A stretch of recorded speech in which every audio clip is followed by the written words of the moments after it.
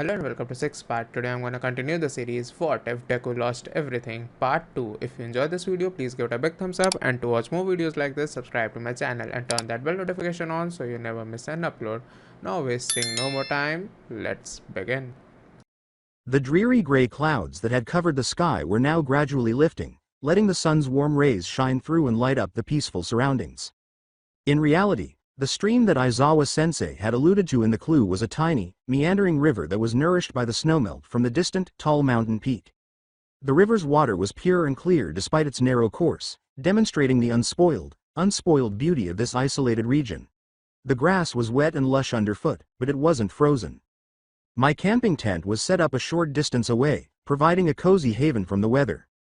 Additionally, the nearby campfire, which Kachan had constructed by deftly breaking one of the clue boxes, was a welcome source of warmth. Even though I had initially objected to his behavior, Kachan, ever the rebel, just ignored my reasonable objections and took whatever action he thought was necessary at the time. He is obstinate, uncompromising, and completely certain of the morality of his own behavior. However, I was oddly appreciative of his unwavering resolve because the roaring fire he created from the splintered wood gave my bone-cold body much-needed warmth. As I waited for Kachan to return from the woods, I gave myself permission to relax and eat a granola bar while enjoying the warmth of the campfire. He is searching the area for more cotton balls, actordium roots, aravac leaves, and magrimulish flowers, items that are essential to the process. The aravac leaves I had chewed helped to make the agony, which had been excruciating when I started, thankfully more tolerable. When I started walking, I no longer experienced the nausea and vertigo that had previously afflicted me. It really was a form of torture art. Every movement I made, even with the walking stick, sent shockwaves of pain through my body. The pain grew worse with every step, the waves smashing down on me like a relentless torrent. It would be so strong at one point that I wanted to scream, then it would go away, only to come back with a vengeance a short while later. My throat became dry, and sweat trickled down my chin. Drinking water was out of the question, though, as Kachan, uncompromising as ever, kept walking ahead of me while carrying both of our bags. With each painful step, the gap between us grew until I could only take a few more before stopping to catch my breath. The faint sound of running water then reached my ears, offering the alluring promise of hydration, just as my vision was starting to blur due to the strain. However, Kachan had disappeared from view as I frantically looked around. I rubbed my eyes to wipe away the tears that came to my eyes, overcome with a mixture of pain, loneliness, and helplessness. I forced myself to keep going till I felt a wave of relief when I saw that Kachan was quietly erecting our tent a short distance down the hill. I wanted so badly to run to him right then, to give him a big hug, to thank him for hearing my silent cries, to apologize for slowing him down. "We'll be sleeping here for a while, thanks to the tent he set up. I am so grateful to him for his support and patience." He was waving at me even though I knew his top priority was finishing the assignment and going home. I thought I was going to pass out because the pain had gotten so bad, but seeing him there gave me new strength. Unaware of my relief, he waved both hands to get my attention and said, "Hey nerd, over here." I gave him a nod and moved on toward him. He gave me some leaves and met me halfway with a bottle. He said, "These are aravac leaves for the pain. Chew them, drink the extract, and spit out the leaves. Don't you dare die on me. You look like you're about to drop dead any moment." He turned away and hurried to the tent. I was holding the leaves in my mouth when my nostrils were suddenly filled with a strong scent. I instantly wanted to spit the leaves back out because the stench was so strong. But I grimaced as I walked over to him, forcing myself to follow his instructions in spite of the disgusting taste and smell. He was searching through my bag when I got close to him, and then he took out the first clue, the clue box we had discovered beneath the tree. I asked, settling down close to the tent and attempting to find a comfortable position, "What are you doing? Why do you want to see our first clue?" I scowled at him and repeated my question.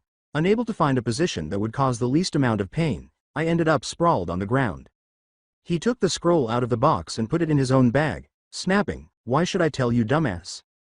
He lifted the open box abruptly, pressed it hard against his knee, and watched with satisfaction as it broke in two. I asked in confusion, my eyes bulging, "What was that for?" With his trademark shrug, he responded, "For our campfire, of course. We're freezing to death here." I tried to make a case. "What? No, you can't use that box for the campfire. I know there aren't any dry branches left after the rain, but that doesn't mean you can use one of the clue boxes. Aizawa-sensei might want to see all the boxes as proof."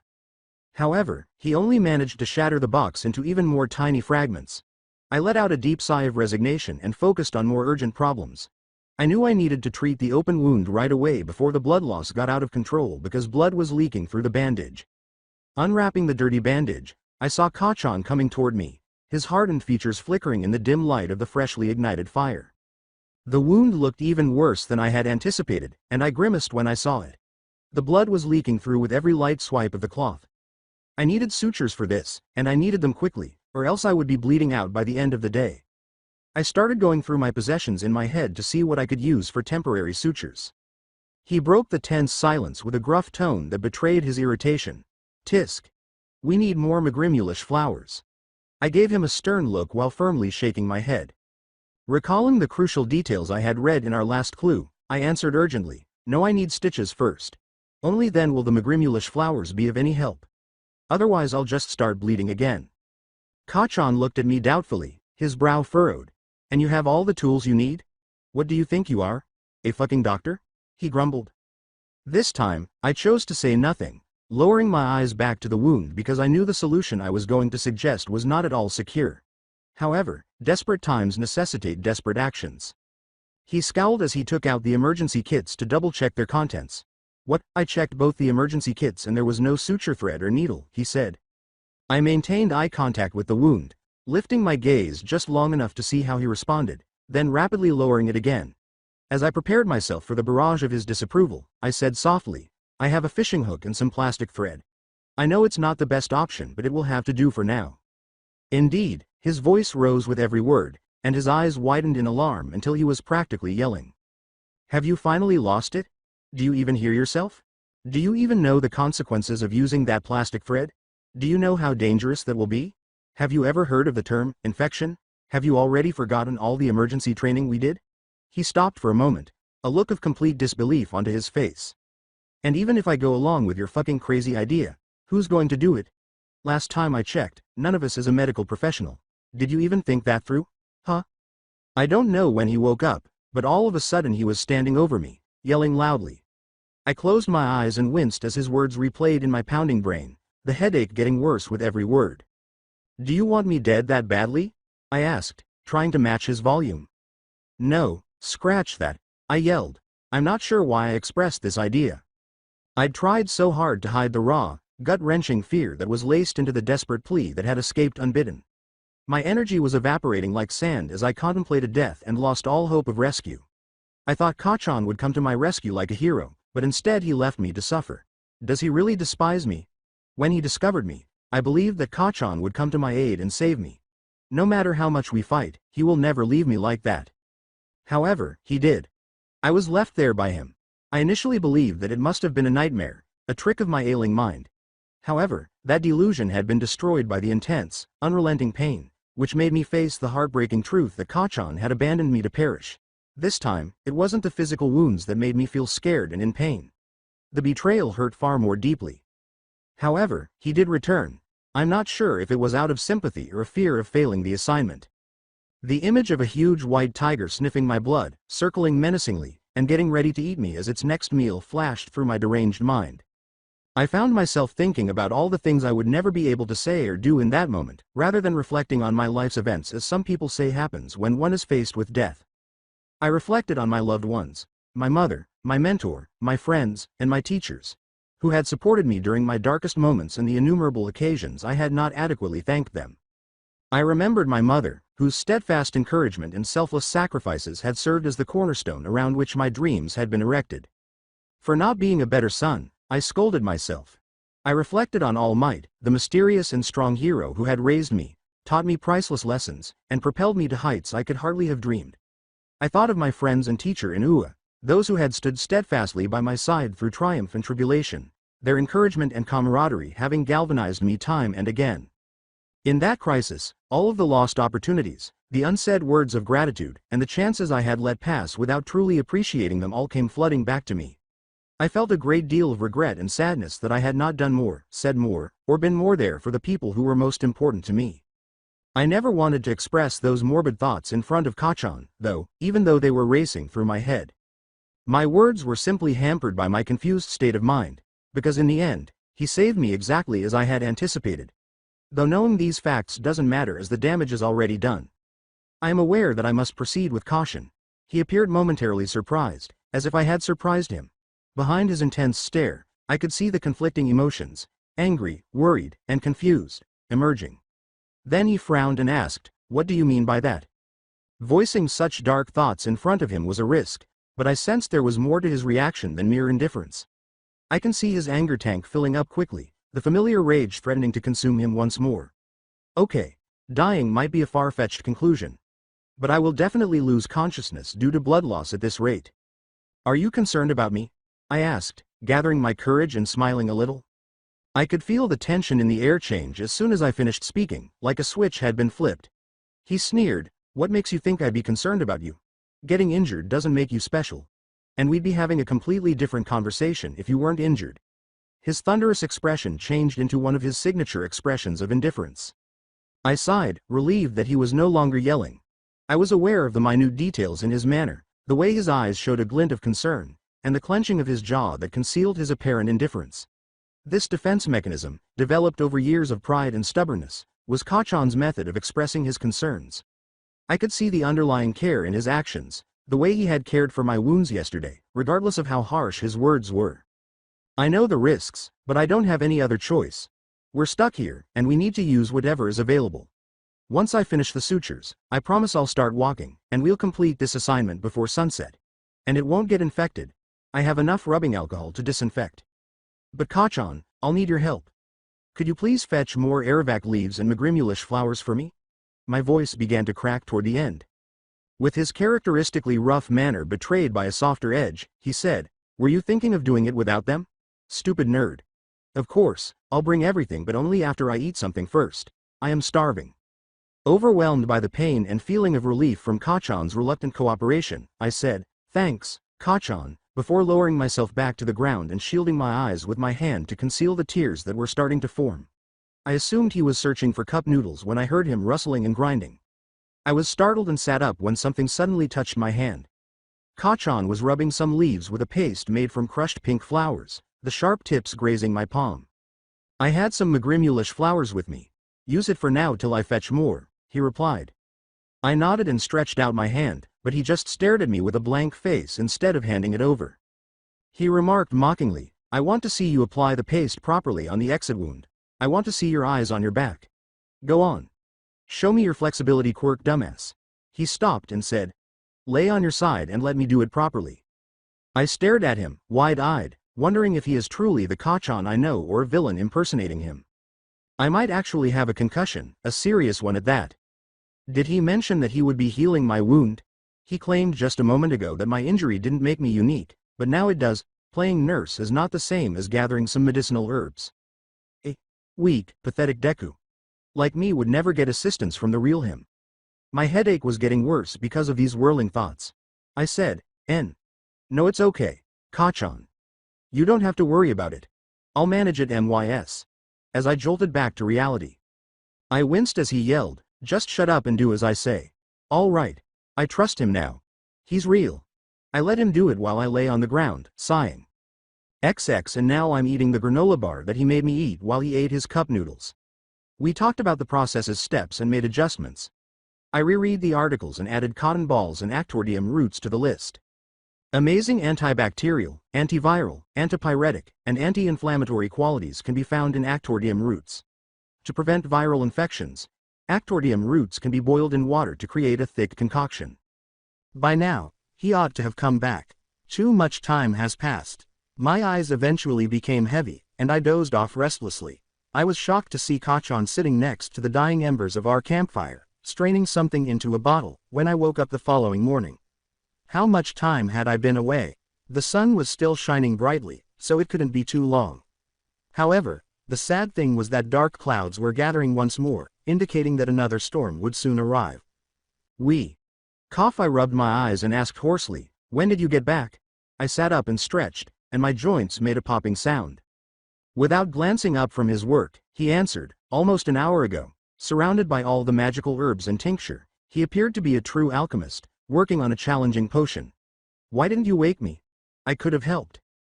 And watch you ruin the supplies I gathered with your shaking, clumsy hands? No fucking way, he replied.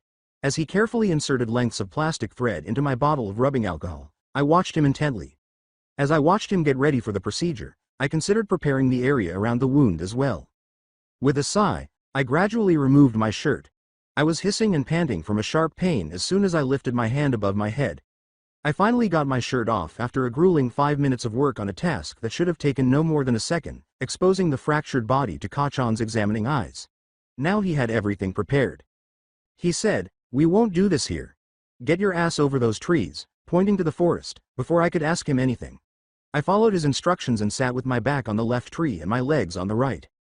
Once I was comfortable, he asked, "Are you really sure about this?" Without even trying to hide his worry.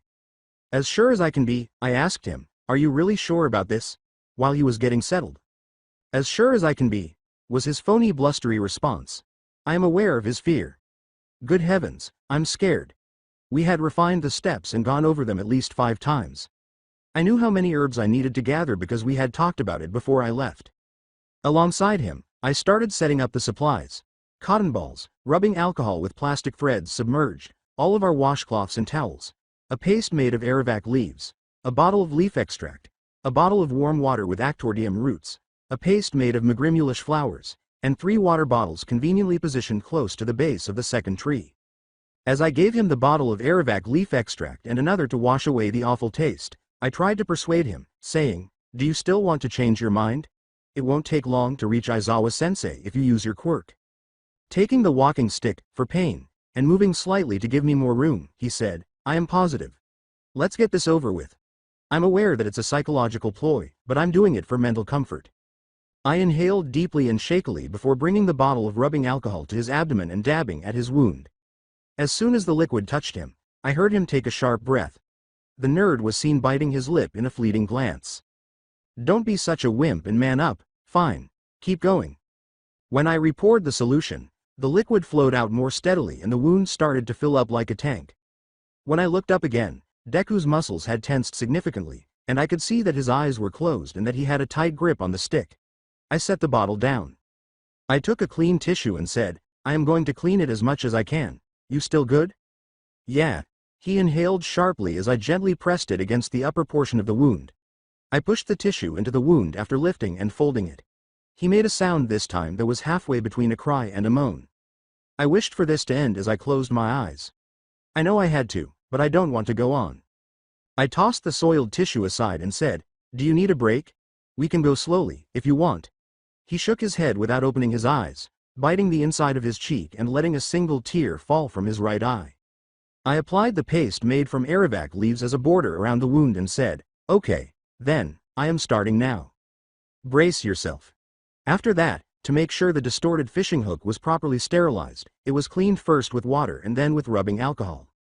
I was almost certain that the fishing hook might work when I first saw it, but then I noticed the other end. I argued with him to abandon the idea because the thread hole was so big. Ultimately, we devised a way to pinch it and thin it as thinly as possible. Deku pinched the metal after I carefully heated it, making the hole smaller and more manageable. I shut out everything around me and concentrated on the task at hand.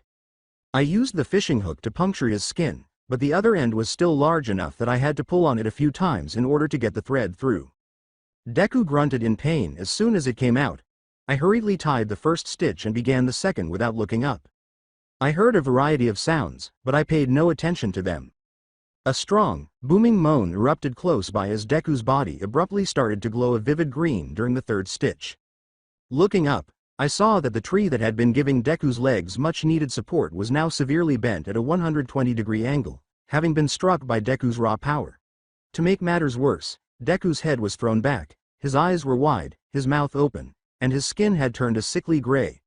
The worst thing was that, as my panic increased, I saw that Deku's chest was motionless and showed no signs of breathing.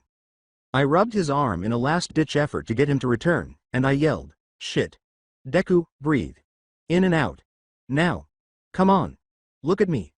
His lips finally stammered after a few excruciating seconds, and he gasped, coughing and gulping air as if he had just been rescued from drowning. As if something were blocking his airway, he scratched at his neck. I quickly forced him to drink the Aravac extract after prying his hands away. With an unusually soft and worried tone, I said, I'm almost done. Just hang in there. All right? I asked him to stay awake and focused, and when he didn't respond, I gave him a gentle tap on the cheek until he said yes. His hands shot up, fingers vanishing in his dark curls as he held his breath, bracing for the pain, and he squeezed his eyes shut the instant I touched the thread to tie. This was ineffective. I had to keep him breathing. In order to keep an eye on his breathing and make sure he didn't fall away, I have to keep him talking. Deku opened his eyes and let out a trembling breath, his fingers uncurling from the death grip he had on his own hair, tears and sweat streaming down his face. Oi, Deku. Look at me. I'm not doing anything. Just sterilizing the hook. See? He said. I waited calmly while he composed himself. As I attempted to remain composed in the midst of this chaos, I asked, so tell me the name of the latest upcoming movie of All Might. He took deep, erratic breaths as though breathing itself were a struggle, and he gazed at me with half-lidded eyes. I waited until he responded before continuing. He replied in a thready manner, Beacon of Hope, the All Might Legacy. Correct. And what is the release date? I inquired in a tone that was surprisingly informal. I took advantage of the chance to tie the third stitch by saying, next year, Agu. He let out a sharp gasp and suppressed a scream by biting his bottom lip. As calmly as possible, I said, you're right. Which was the last one? What was it about? Have you had a chance to watch it yet? My heart was racing inside, urging me to end his suffering, but my rational side knew that I had to complete the task at hand. He gave me a quick glance before responding to ensure I stayed out of danger. As I touched the hook to his wound, his words came out quickly. All Might. Radiant Ascension. I watched it last month with my mom. He was aware that I was trying to divert his attention from the pain, so he cooperated by talking quickly, as though he could lose himself in the discussion and forget about his physical discomfort. It was truly an amazing movie, even though the actor playing All Might was nothing like the real one, but he still did a decent job. The movie started with.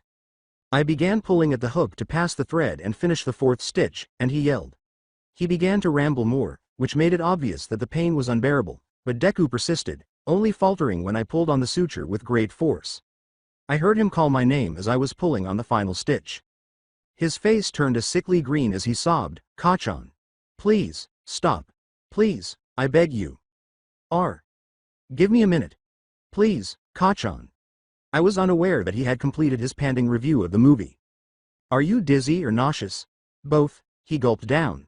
To help him breathe easier, I helped him sit up a little while leaving the hook sticking out of his skin. He had sagged all the way at one point. I helped him drink some water and a mixture of actordium root to calm his stomach after wiping his face with a fresh cloth. After he calmed down, I assured him that I would finish the sutures as soon as possible. I let him rest for a few minutes before continuing. I then used cotton to clean the claw marks on his chest. I continued even though his body tensed. Before I applied the alcohol to the first line, I gave him a warning. To keep him talking, I asked him about another movie, but instead of getting into the specifics, he swore a few times and raised his hands to re-grasp his dark green curls. His eyes were closed, his face had gone even paler, and he was gritting his teeth.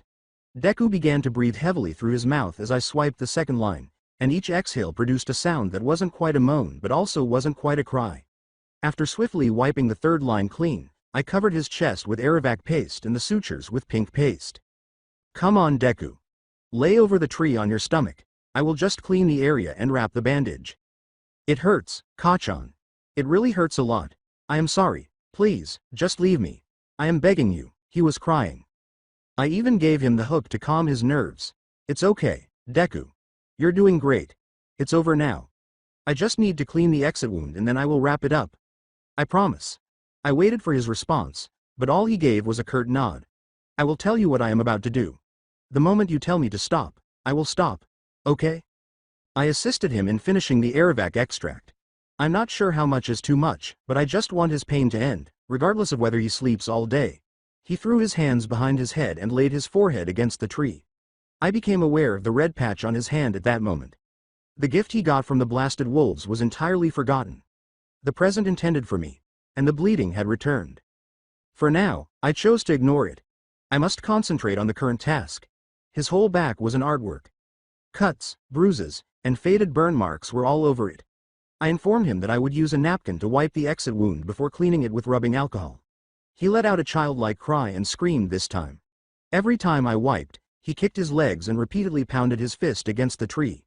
The amount of suffering I am causing him is beyond my comprehension. At least the serious injury is now behind us. I used the remaining Arovac paste as fast as I could to cover his entire back, but I ran out of it in the middle. I quickly applied pink paste to his torso and wrapped it. We suddenly became motionless and rigid. "Deku?" I asked, getting to my feet and crouching in front of him to look into his face. With one hand on his forehead and the other covering his mouth, he asked, "Deku, are you okay?" His eyes were wide, and he blinked as if his vision were lacking something. Abruptly, he could no longer control his stomach. I grabbed him by the back and pulled him out of the mess. He kept gagging and retching as he vomited until his stomach was empty. I kept repeating, like a mantra, "It's okay. You're fine," until the words ceased to have any meaning. He slurred feebly, "I am so tired. I am so cold." He had a slight fever even before the procedure started. The situation had now gotten worse. I couldn't ignore the vivid red warning signs, and alarm bells were ringing in my head. He was about to lose consciousness. After cleaning him as thoroughly as possible, I partially carried and partially dragged him back to our tent. "It's okay, Deku. Can you help me put a shirt on you?" He smiled. I changed his shirt, gave him a fever reducer, and then left him to rest. He instantly closed his eyes, shivering, but continuing to stay conscious. "I am just going to change the bandage on your arm. It won't hurt a bit." In order to find a comfortable position, he turned and twisted. His brows were furrowed in perpetual pain, and his skin was flushed. I applied a cool, moist cloth to his forehead and saw the tension instantly melt away. I cautiously warmed his hands just enough to maintain a comfortable temperature because I could tell they were cold. I watched as his labored breathing slowed and his coughing fits grew longer. I carefully cleaned the wound on his arm for what seemed like an eternity, my heart pounding all the while as I was concerned about hurting him more. I could not get the image of his anguished face out of my head. After making sure he was comfortable, I hurried out of the tent and headed for the stream to wash the medical paste and blood that had splattered all over me from Deku.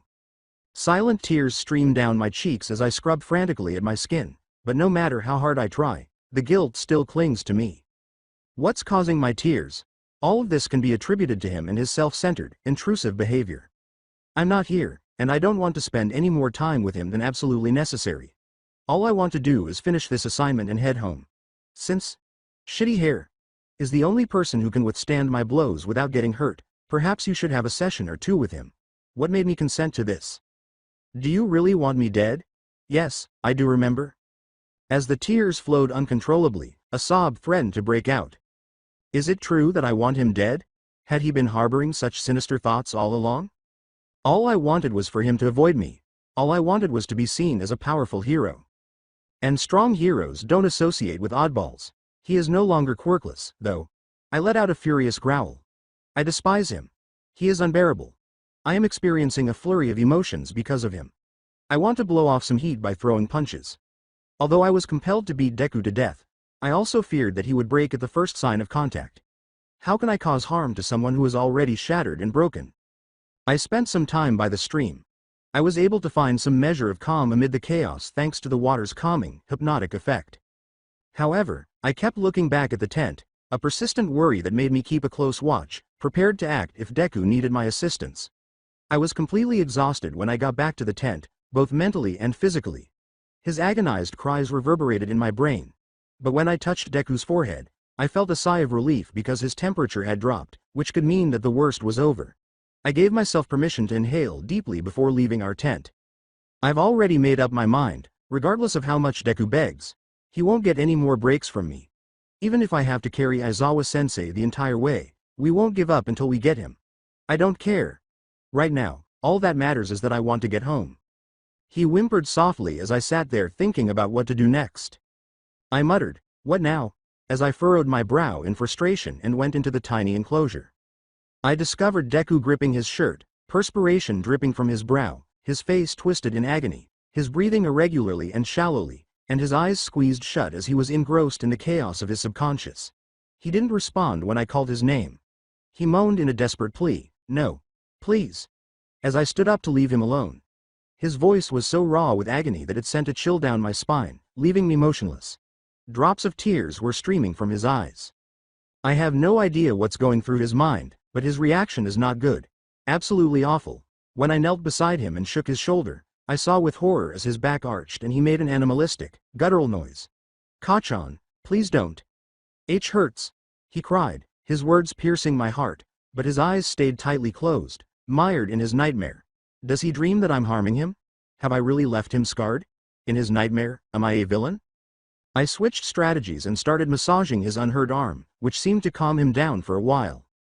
I believe I caught a glimpse of his lips quivering slightly in a smile. Even while sleeping, his body tensed until he gasped. His eyes darted under his closed eyelids and his head lolled slightly. I watched him, holding my breath, wondering what would happen next, and the silence was unsettling.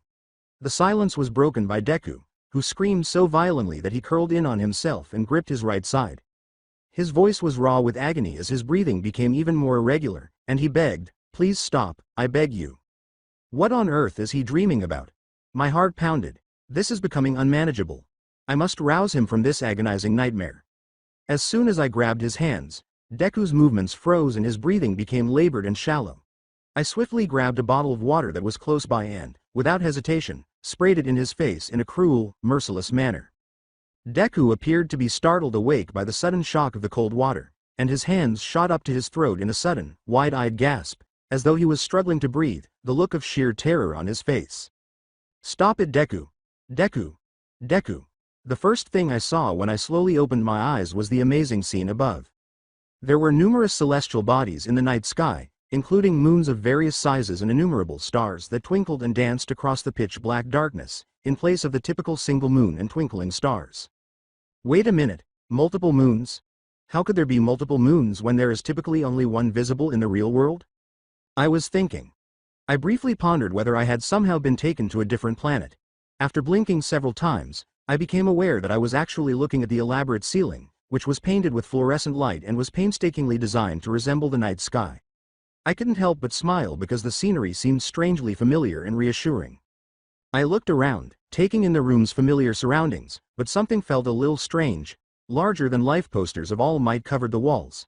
They were all more detailed and colorful than the ones I recall having in my bedroom. They were excellent, skillfully drawn representations that perfectly encapsulated the pro-hero's strong body and motivational demeanor. I turned my attention to the table next to the bed and noticed a number of tiny figurines and a table lamp with an All Might motif. When I looked across the room, I saw a whole shelf crammed full of All Might collectibles in every possible shape and size. I sat up in bed and was shocked to see that the familiar face and symbol of All Might were even on the comforter I was wrapped in.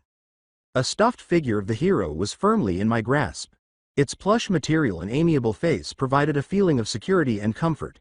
The enhanced details left me perplexed. This is my room, but it's different somehow, I thought. My mother's voice said, "Izuku baby, you're going to be late. Get up now," before I had a chance to think about it. I looked at the clock and saw that it was 7:15 a.m. As I threw off the covers and jumped out of bed, my All Might themed room faded behind me as I hurried to get ready. "Oh no," I cried. Even though I had just woken up in my first floor room, I was surprisingly standing in the living room when I opened the door, already dressed and prepared to go. My brow furrowed in perplexity as I attempted to make sense of the situation. I asked myself, how can this be possible? I turned and saw my mother enter the room with a worried look on her face. "Izuku, baby, are you really sure about this?" I asked. She said gently, "If you're uncomfortable, you don't have to go to that school." Feeling uneasy. Why would I feel uneasy? I had never before made true friends who didn't treat me differently because I used to be a quirkless person. Even though they were still unaware of that, I was still overjoyed to be accepted at last. "I don't care about your quirk status, Izuku," my mother said, caressing my forehead. The way she touched me felt strange, almost like she was taking my temperature instead of ruffling my hair as she usually does. I looked at her questioningly. Something doesn't feel right. I was surprised when she said, "You'll always be special to me, my cute, little, hyper-intelligent, kind boy with a big heart." Why was she acting like such a mother? Even for her, it was odd. She just turned me to the door and ushered me out before I could reply. "Now, off you go. You don't want to be late," she exclaimed, her voice tinged with artificial joy. She had already shut the door behind me when I opened my mouth to object and inquire about what was happening. I rushed on my way, completely bewildered, trying to make sense of this strange turn of events. My mother had been hesitant for me to leave 1 minute, and then she was practically pushing me out the door. What was going on? I was already running late, so I didn't have time to think about it. All of a sudden, I was seated in the classroom in my typical chair. I was walking home from my house 1 minute, and it took me the normal 45 minutes to get to UA. Then, I was sitting in the classroom, waiting for the teacher to come. How is this possible? I felt as though I had been instantly transported through space and time. Todoroki's arrival only made me more perplexed. I excitedly waved at him in the hopes of getting his attention and striking up a conversation, but to my utter surprise, he ignored me and continued to walk by as if I didn't exist. Had I irritated him in any way? Was there some reason he was upset with me? I walked nervously up to him. I trembled a little as I said, "Todoroki-kun, I'm sorry. I don't know what I've done or said to make you upset, but I want to apologize." But Todoroki-kun interrupted me before I could say anything more. His answer was as icy as his quirk. My heart sank, and I started crying. My father has forbidden me from associating with quirkless people. It's best if you don't try to talk to me or come near me. Strangers? Was he ignoring me because of that? The idea of losing the friendship I had always had with Todoroki was heartbreaking. Even though it was painful, I knew I had to respect his choice. I said, "Of course, I'll leave you in peace. I'm sorry for crossing that boundary. Please, forgive me." As I turned to go, his parting words rang in my head, shattering my spirit. "People like you don't deserve forgiveness." I swallowed the lump in my throat and dropped my head, tears streaming down my red shoes. Desperate to leave the classroom before anyone could witness my tears, I rushed out, barely able to control the sob that came out of my mouth.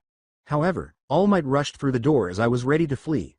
I rubbed my face frantically, trying to get rid of any signs that I was upset. The last thing I wanted was for my emotional outburst to worry All Might. He roared, "Suit up and meet me in Gym Gamma in 10 minutes. With the same unflinching assurance that had initially motivated me to aim high. This was my opportunity to prove to myself and everyone else that I was capable of being a real hero. I ran out of the classroom with newfound vigor, only to discover that I was in Gym Gamma. I'm no longer even shocked. I'm not late, at least. Everyone in the room stared at me as I stood there, their faces displaying a mixture of disbelief and disgust. Even the all-powerful All Might himself appeared to be curious about me, as though I were an alien. Is there a problem with my suit? Suddenly self-conscious, I wondered. But All Might's loud voice broke the stillness before I could find the strength to ask, announcing the pairs for our combat training exercise. Furthermore, I was completely shocked to discover that Kachan was my match. As I took in this information, a wry smile tugged at the corners of my lips. The universe seemed to have a twisted sense of humor when it came to me, so it would be him, of course. However, I'm not going to waste this chance. I have the opportunity to prove myself and show him and everyone else that I am more than the strange child they once dismissed as helpless and weak. With a frown etched on his face, Kachan abruptly strode up to All Might. His venomous voice made me shudder. "I will not compete with that frail kid," he growled. Was this it? I don't want murder charges on me. Was Kachan going to take away my opportunity to prove myself once more? To my complete surprise, however, All Might's reaction took me completely by surprise. With a puzzled expression on his face, he said, "What are you saying, young Bakugo?" He looked at me with pride and said, "Young Midoriya is the most powerful student here." I was overcome with pride and thankfulness at those words. The renowned hero I had long admired, All Might, had faith in me and believed I was the most strong student in the class. I smiled at him, my eyes gleaming with a fresh resolve, and I silently vowed to disprove him and demonstrate my abilities to the world. A knot developed in my throat, and I could feel tears stinging the corners of my eyes. All Might exclaimed, "Show us something, young Midoriya." I experienced a spike in adrenaline as though his words had set off some invisible switch inside of me. I instantly bowed my knees, pushed off the ground, and launched myself from a great height. A recognizable sense of strength swept through my body. "Dallas Smash!" I yelled as I channeled that energy toward a building close by, causing a destructive explosion that, in a breathtaking display, turned the building into rubble. I wasn't finished yet, though, because as I started to descend, I twisted and twisted my body to execute a perfect backflip that left the spectators in awe. They had never witnessed me accomplish such a feat before, and their responses made me feel a wave of pride. You see, I had been working on that backflip non-stop because I knew it would help me land more smoothly and have less of an impact on my body in addition to looking amazing. I heard the muttering of the crowd as I landed with grace. "When did you learn this?" "Wow, it was just amazing, Mido bro." "From whom did you learn it?" They had no idea that it was the culmination of many hours of hard work and devotion to becoming the greatest hero. However, Kachan's subsequent remarks broke that ecstasy and chilled me to the bone. His hands clenched into tight fists at his sides, he hissed, But he stole your quirk. He's a quirkless, worthless Deku. How could you choose him over me? I have the most powerful quirk. Cold dread took root in the pit of my stomach, and I could feel my heart thumping in my chest. Why am I being treated this way by Kachan? Why is he unable to accept me? Tears poured down my cheeks, threatening to burst out. But it's irrelevant. All Might, the renowned hero I had long admired and looked up to, has my utmost faith. He will clarify to Kachan that my quirk status is irrelevant. He'll tell him why he picked me instead of him. I am aware of it. You have nothing to be afraid of. All Might loomed over me, his eyes narrowed with an intensity that chilled my spine, and his voice tinged with disbelief. Is this true, young Midoriya? Are you really quirkless? He asked. I am completely overwhelmed and perplexed. What's going on? Why is he treating me like this? He must have known that I was unique and had worked hard to teach me how to use the One for All power. However, it now appeared as though the man who had inspired and mentored me had forgotten, or worse, was betraying that trust. As I tried to make sense of the situation, my mind raced. All Might, I asked you if quirkless people could become a hero. On that rooftop. Remember? I frantically searched his face for any indication of recognition as I attempted to explain through hiccuping sobs. I felt a wave of relief when All Might said, yes, I remember. To me, these words sound like a lovely melody. The world appeared to stop at that moment, but the relief was fleeting as he went on, but you never told me that you were quirkless. His words sliced right through me, and I stood there, frozen. My mind was racing to make sense of this confusing situation, and I found myself forgetting to breathe. How could he have been unaware? What is the reason behind All Might's behavior? Why is he unable to recall? His abrupt change in attitude and the look of bewilderment on his face are beyond my comprehension. Even when no one else did, he had always had faith in me. In a desperate attempt to dispel the confusion, I screamed, no, All Might, let me explain. But Kachan cut me off with a flurry of nasty insults before I could finish speaking. His harsh words were like a knife to my heart, and I could feel the pain as I clawed at my chest in an attempt to tell the truth. What is left to explain? You are a quirkless, worthless piece of shit. You don't deserve to exist, let alone remain a part of UA. I was about to say, please, listen to me. I am not worthless.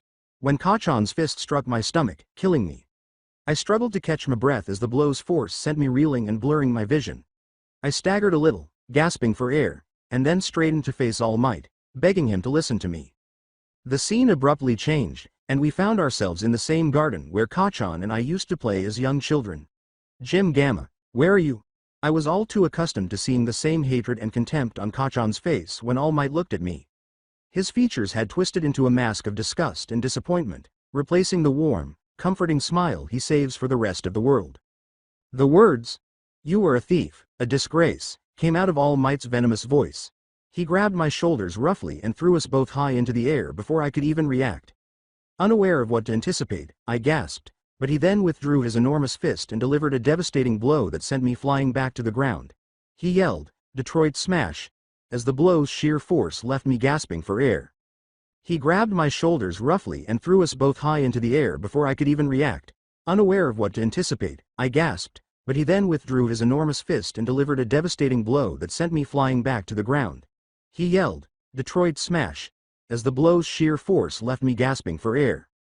It was a devastating impact that sent shockwaves of pain through every part of my body and sent me crashing into the ground. I cried out in agony, tears streaming down my face as the physical anguish was matched only by the emotional turmoil raging within me. All Might wasn't finished, though. He simply continued to attack me with punch after unrelenting punch, each one hitting me like a wrecking ball. I sobbed uncontrollably, but I didn't fight back or defend myself. How was I able to? When he is the one who enabled me to endure this unfathomable penalty. As a result, I lay there defenseless, taking every blow, my head spinning from the pain and my entire body burning.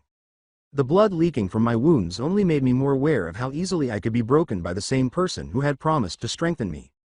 Then, as abruptly as it had started, it ended. All Might spun around and vanished, leaving me on the ground by myself, my beaten body in agony. My entire body was burning and throbbing with pain, making it difficult for me to breathe. I was lying there completely defeated, my head spinning, and I was having trouble breathing, making every shallow breath a struggle. Then, with a sneer and a glint of cruelty in his eyes, Kachan was kneeling next to me and said, "You know what, Deku?" Even as the darkness drew closer, the implications of his words chilled me to the bone. Your father was right after all. He did the right thing. And I think I must do the same to get rid of you. I will follow his idea and go far away, he added, because you always bring bad luck. And don't you fucking try to follow me there. The thought that he intended to leave me behind, just like my father had, overcame me. I begged him, unable to control the tears that fell down my cheeks in a broken, sobbing mess. I screamed, Kachan, please don't go. My voice breaking as my heart broke into a million pieces. But my cries were ignored, and I lay there, covered in my own blood, sobbing uncontrollably as Kachan turned and left. I'll be better, I promise. Please, don't leave me alone, it hurts. I lay there for what seemed like an eternity, my heart broken and my body in excruciating pain, until I felt a soft hand brush against my arm. My mother was kneeling next to me on the exact spot Kachan left, her kind eyes full of concern as she caressed my skin, her presence a ray of hope in the middle of my despair. I looked up, blinking through the tears. Izuku, baby, she whispered as she made reassuring circles with her fingers over my skin. The pain in my body and the sorrow in my heart seemed to vanish in an instant when I said, I made your favorite, Katsudon. Come, let's go eat. A feeling of calm and security began to replace the dark cloud that had been hovering over me. Reassured by my mother's presence, I smiled and started to get up, knowing that everything would be all right. However, the scene changed as I looked up, and I was now staring at Tamura Shigaraki's eerie face rather than my loving, caring mother. Where was my mother? Furthermore, how had this villain been able to change into her likeness? Then I realized. Toga. He must have deceived me by assuming my mother's form and stealing Toga's quirk.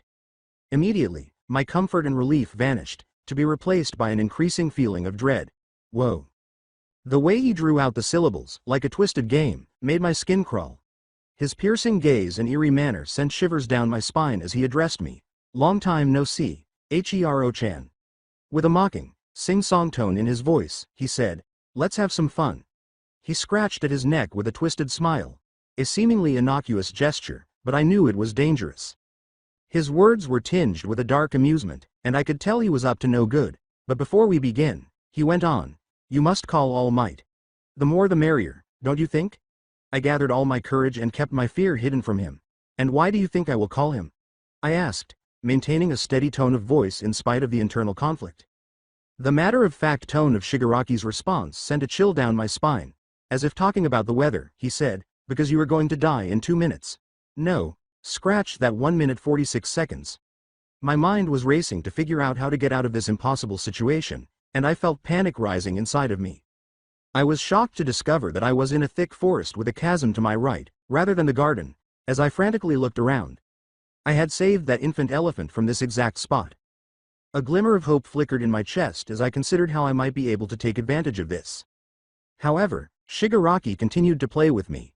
The twisted creation of the monstrous anti-All Might Nomu I had previously encountered appeared behind him with a twist of his wrist. Then, to my dismay, the pit filled with water and rose quickly until it was full. With a tone full of hate, Shigaraki uttered, I think you already know this Nomu. So let me introduce you to our new creation.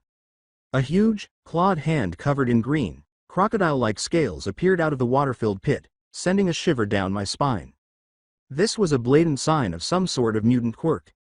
My thoughts were racing, remembering from previous experiences that Nomu had a variety of peculiarities, and this new creature was obviously no different. It likes to stay in water, and would love to entertain you, he said. My blood ran cold when I saw the hideous head of the creature suddenly emerge from the depths. It was a hideous combination, with its red eyes protruding abnormally without eyelids and its jaw. Oh my god, its jaw. A horrifying exhibition of 2 sets of razor-sharp teeth that were intended to tear and rip anything that stood in its way.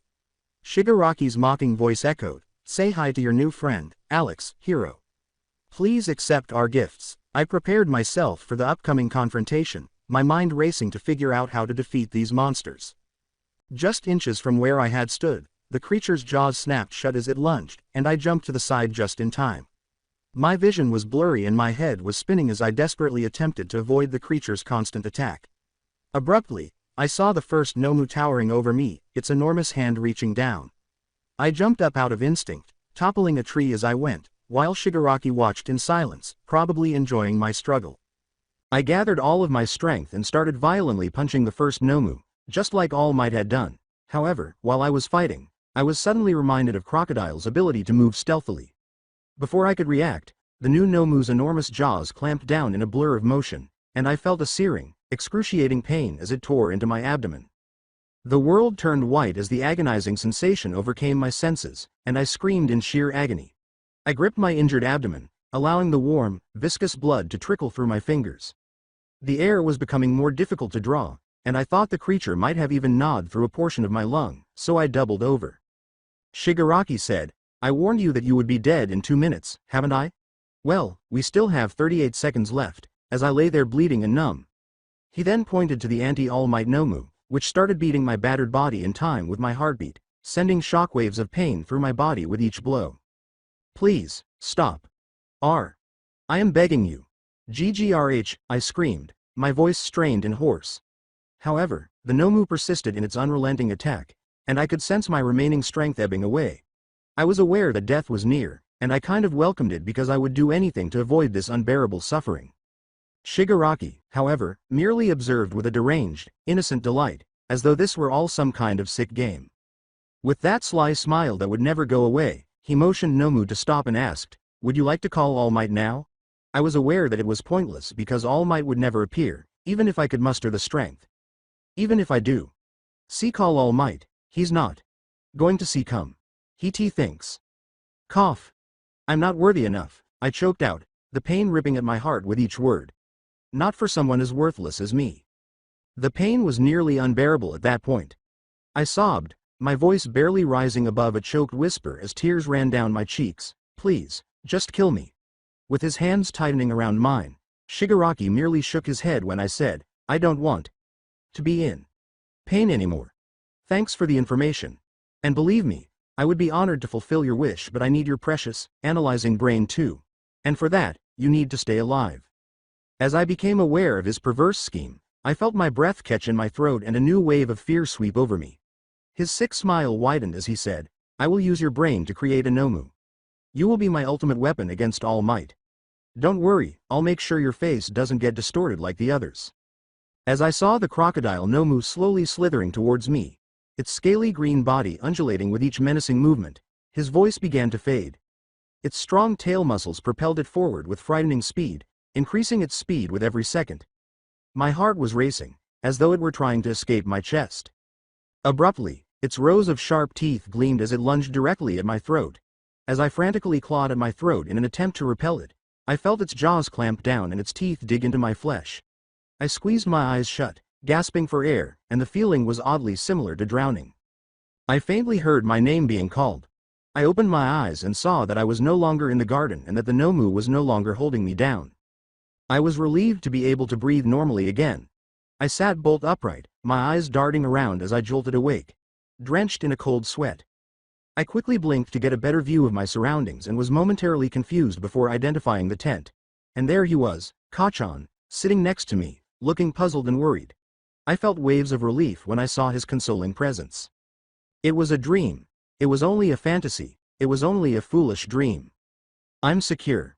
I'm secure. I'm secure. I'm not being hurt by anyone. I will never be harmed by anyone. All is well. Everything is all right. It's all more than okay, and I croaked, barely raising my voice above a whisper, "Kachan. You're here. I thought I'd never see you again." The mere act of speaking made my throat burn so badly that it felt like I had swallowed glass fragments. In spite of everything, I felt immediately safe with Kachan by my side, the nightmare's lingering effects dissipating. The only thing that matters at the moment is that Kachan was present, so I wasn't alone. I started coughing violently as soon as I felt the air catch in my throat. It was difficult to concentrate on anything else because of the deafening ringing of my heart beating in my ears.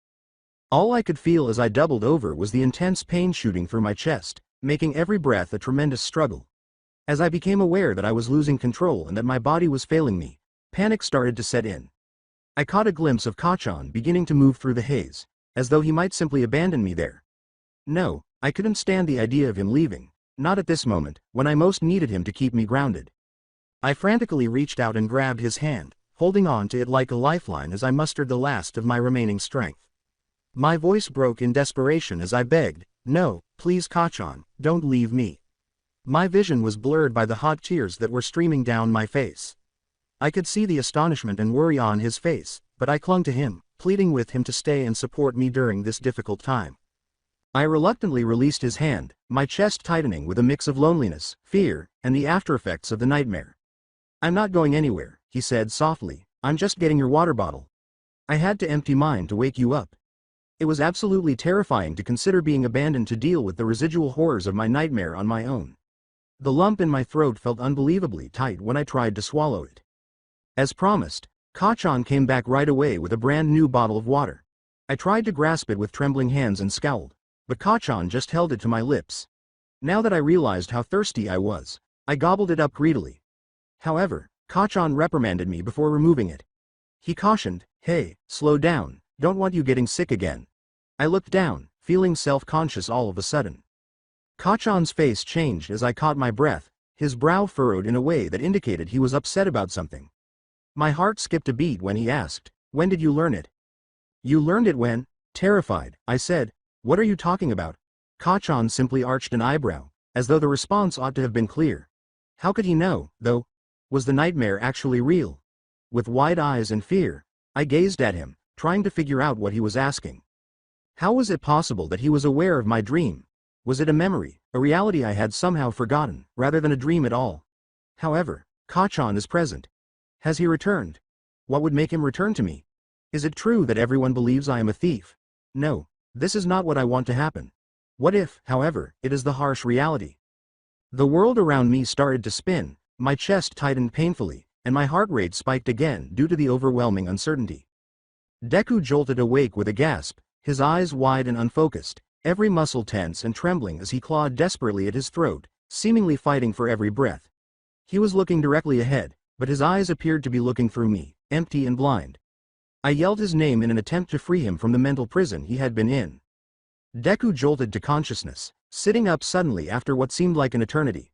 "I thought I'd never see you again," was spoken in a tremulous voice that was hardly audible above a whisper. I was surprised by the raw vulnerability in the words that lingered in the air. Before I could even comprehend what was happening, Deku started coughing violently and trembled all over as he struggled to breathe.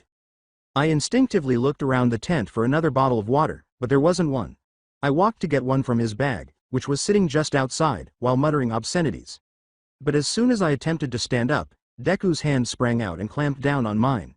He begged me, "No, please Kachan, don't leave me," with a fear in his eyes that I had never seen in him before.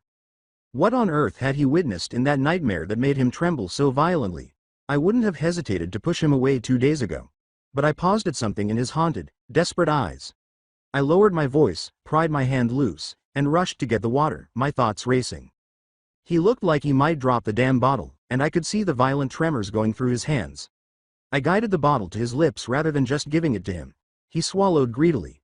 He's dehydrated from all the vomiting he did earlier, but at this rate, he's going to throw up again, so I took it away with a reprimand.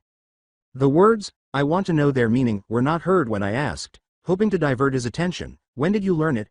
The choice of words he used earlier has been on my mind a lot. Aunt Inko would be thrilled to discover this new development. Her expression would be priceless, and I would like to capture that moment on camera. I could already see her eyes widening in shock and her jaw dropping. It was going to be the day's, possibly the week's, high point. However, as soon as I said those words, Deku's eyes widened and he began to ramble, his breath quickening into panicked gasps. Bad move, shit. Obviously, in his dream, those words had meant something different. Enough. Just shut up. You don't want to tell me. Fine. Just wait till I tell Round Face how eloquent you are. Then, we will see how many members stay in Deku squad. I snapped him off before he could go any further, saying, "Enough." That seems low even to me, but I believe it would be the perfect thing to get Deku out of his state. With a look of bewilderment on his face, Deku blinked up at me. He said in a tiny, unsure voice, "What do you mean? Ochako-san already knows about my backflip. She was there. What will you tell her? Why will my backflip affect my friends?" I looked at him, just as confused. I let out an inward groan. The dream is still on his mind.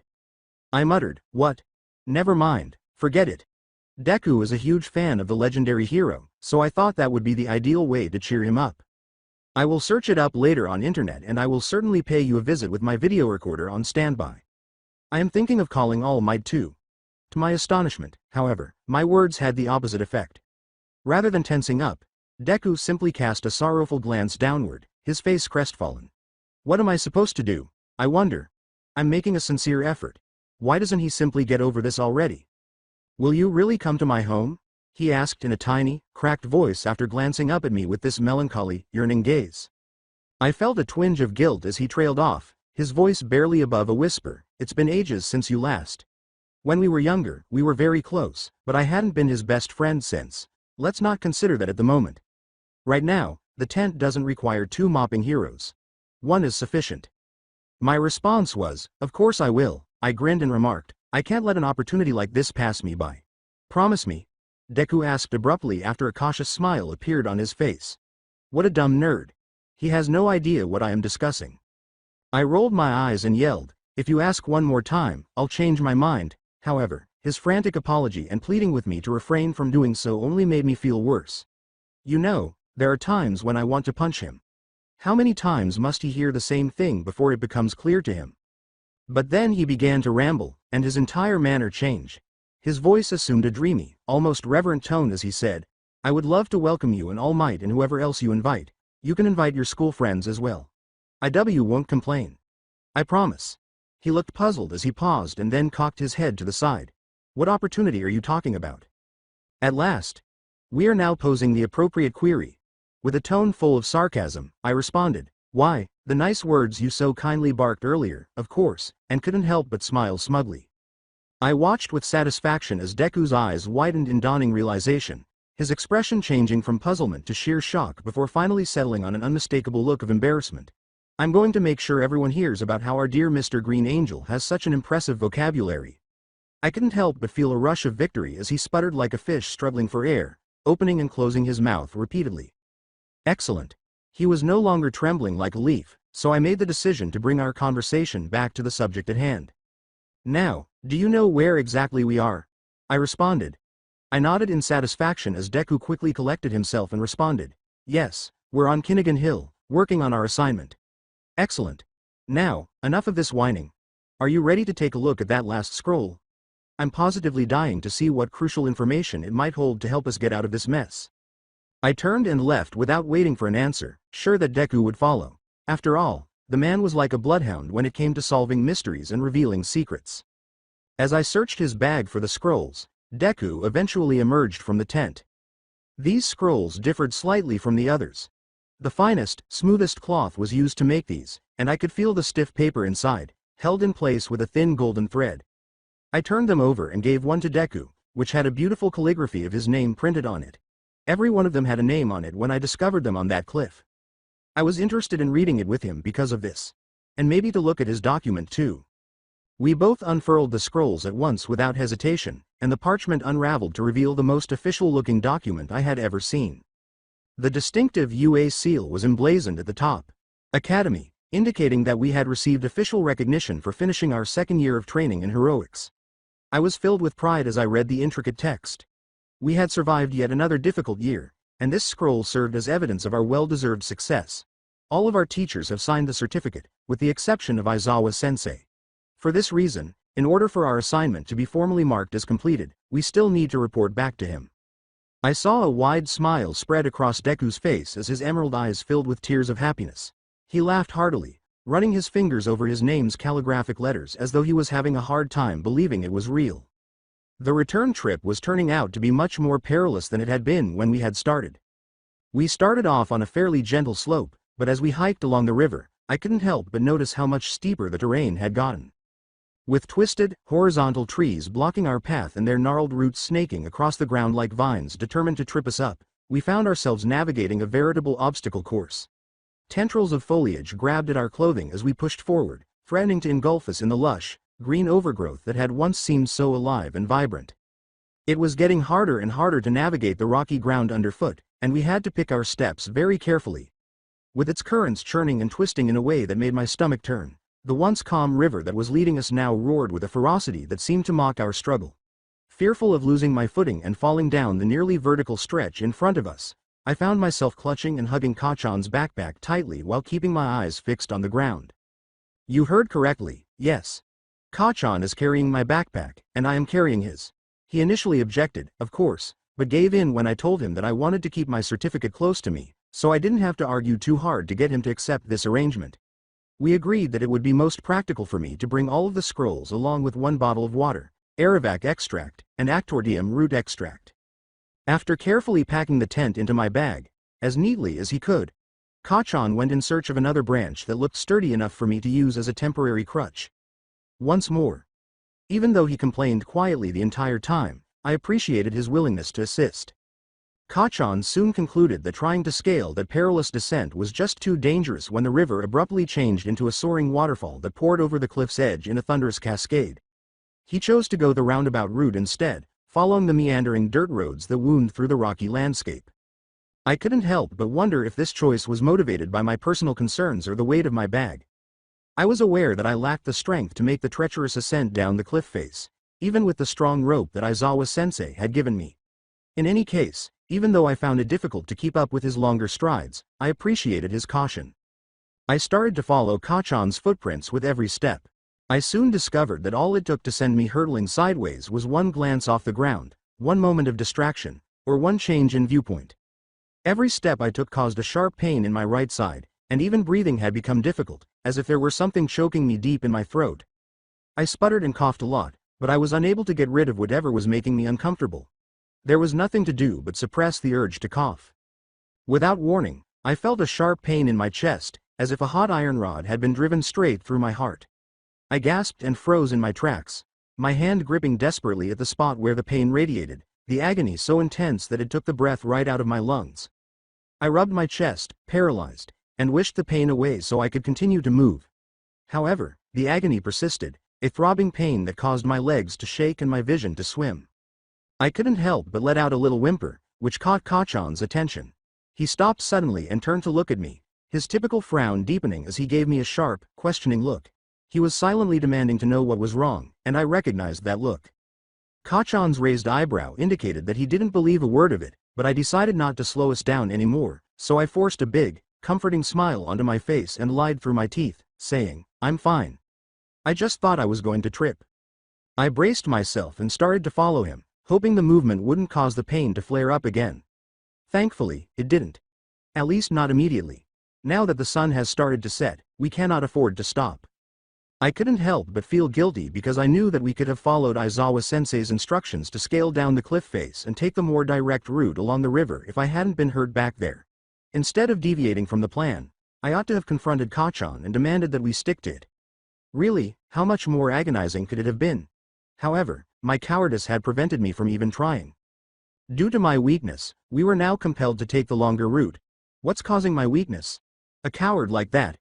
If I keep avoiding issues, how will I ever develop into the hero I want to be? This must end, and it must end immediately. We've come a long way already. Therefore, it is completely inappropriate to tell Kachan to stop and return the entire distance we came. The only thing left to do is to keep moving forward as quickly as you can, without stopping. The rain that had fallen earlier had made the path slick, and as we continued to walk, the sun was getting lower and lower on the horizon, leaving our clothes covered in mud. The river was still out of sight, though. I would sooner die than confess to Kachan that we are hopelessly lost, even though I could almost hear his scathing comments and the mockery in his voice. We would have to locate a suitable campsite quickly, before the last traces of daylight vanished entirely. Even though I can barely keep my footing, I would have felt bad if I hadn't finished the assignment by the end of the day as I had promised. The blur in my vision, which had been fuzzy from the start, had now become a total haze. With every movement, my entire body ached and burned as if it were on fire. My limbs felt heavy and slow, but the pain was unbearable and throbbing through my veins. It was an odd, numbing feeling. I was barely able to handle it. Every now and then, Kachan would frown back at me, his worried eyes showing his concern even as he sternly inquired if I needed a rest. How I wanted to just fall to the ground and plead with him to let me sleep. I wanted to cry because I was afraid my limbs would just give out and I couldn't take another step. I swore I could hear my own heartbeat thundering in my ears, threatening to burst from my chest, and the pounding in my head felt like it would split my skull open. I pushed the words back down, even though they were there, begging to come out. I was confident that if I expressed these worries, Kachan would sympathize and allow me to take a break. He would complain about the time wasted and how we should have arrived home by now, but he would eventually give in. And I simply couldn't harm him in that way. Now I can't disappoint him. Not when I had assured him that we would get off this hill by the end of the day, and not after all that he had done for me. When I assured him that I would no longer bother him. I could no longer be the obstacle in his way, the thorn in his side. When we're so near. Instead, every time he asked, I said, no, with firmness, stood up as straight as I could, and tightened my hold on that walking stick. Since I hardly ever refuse his orders, Kachan's eyes widened in surprise the first time it happened. He would frown, but he would never press the matter, ask why, or make any remarks about my obstinate refusal. With the exception of the occasional cough that tore at my body and Kachan's grunts of effort as he cut through the bushes and branches in our way, we continued to move forward in silence. My organs felt like they were about to burst out if I opened my mouth, so I dared not speak for fear that I might reveal more than just words. As a result, I endured my suffering in silence while exerting all of my energy on moving forward.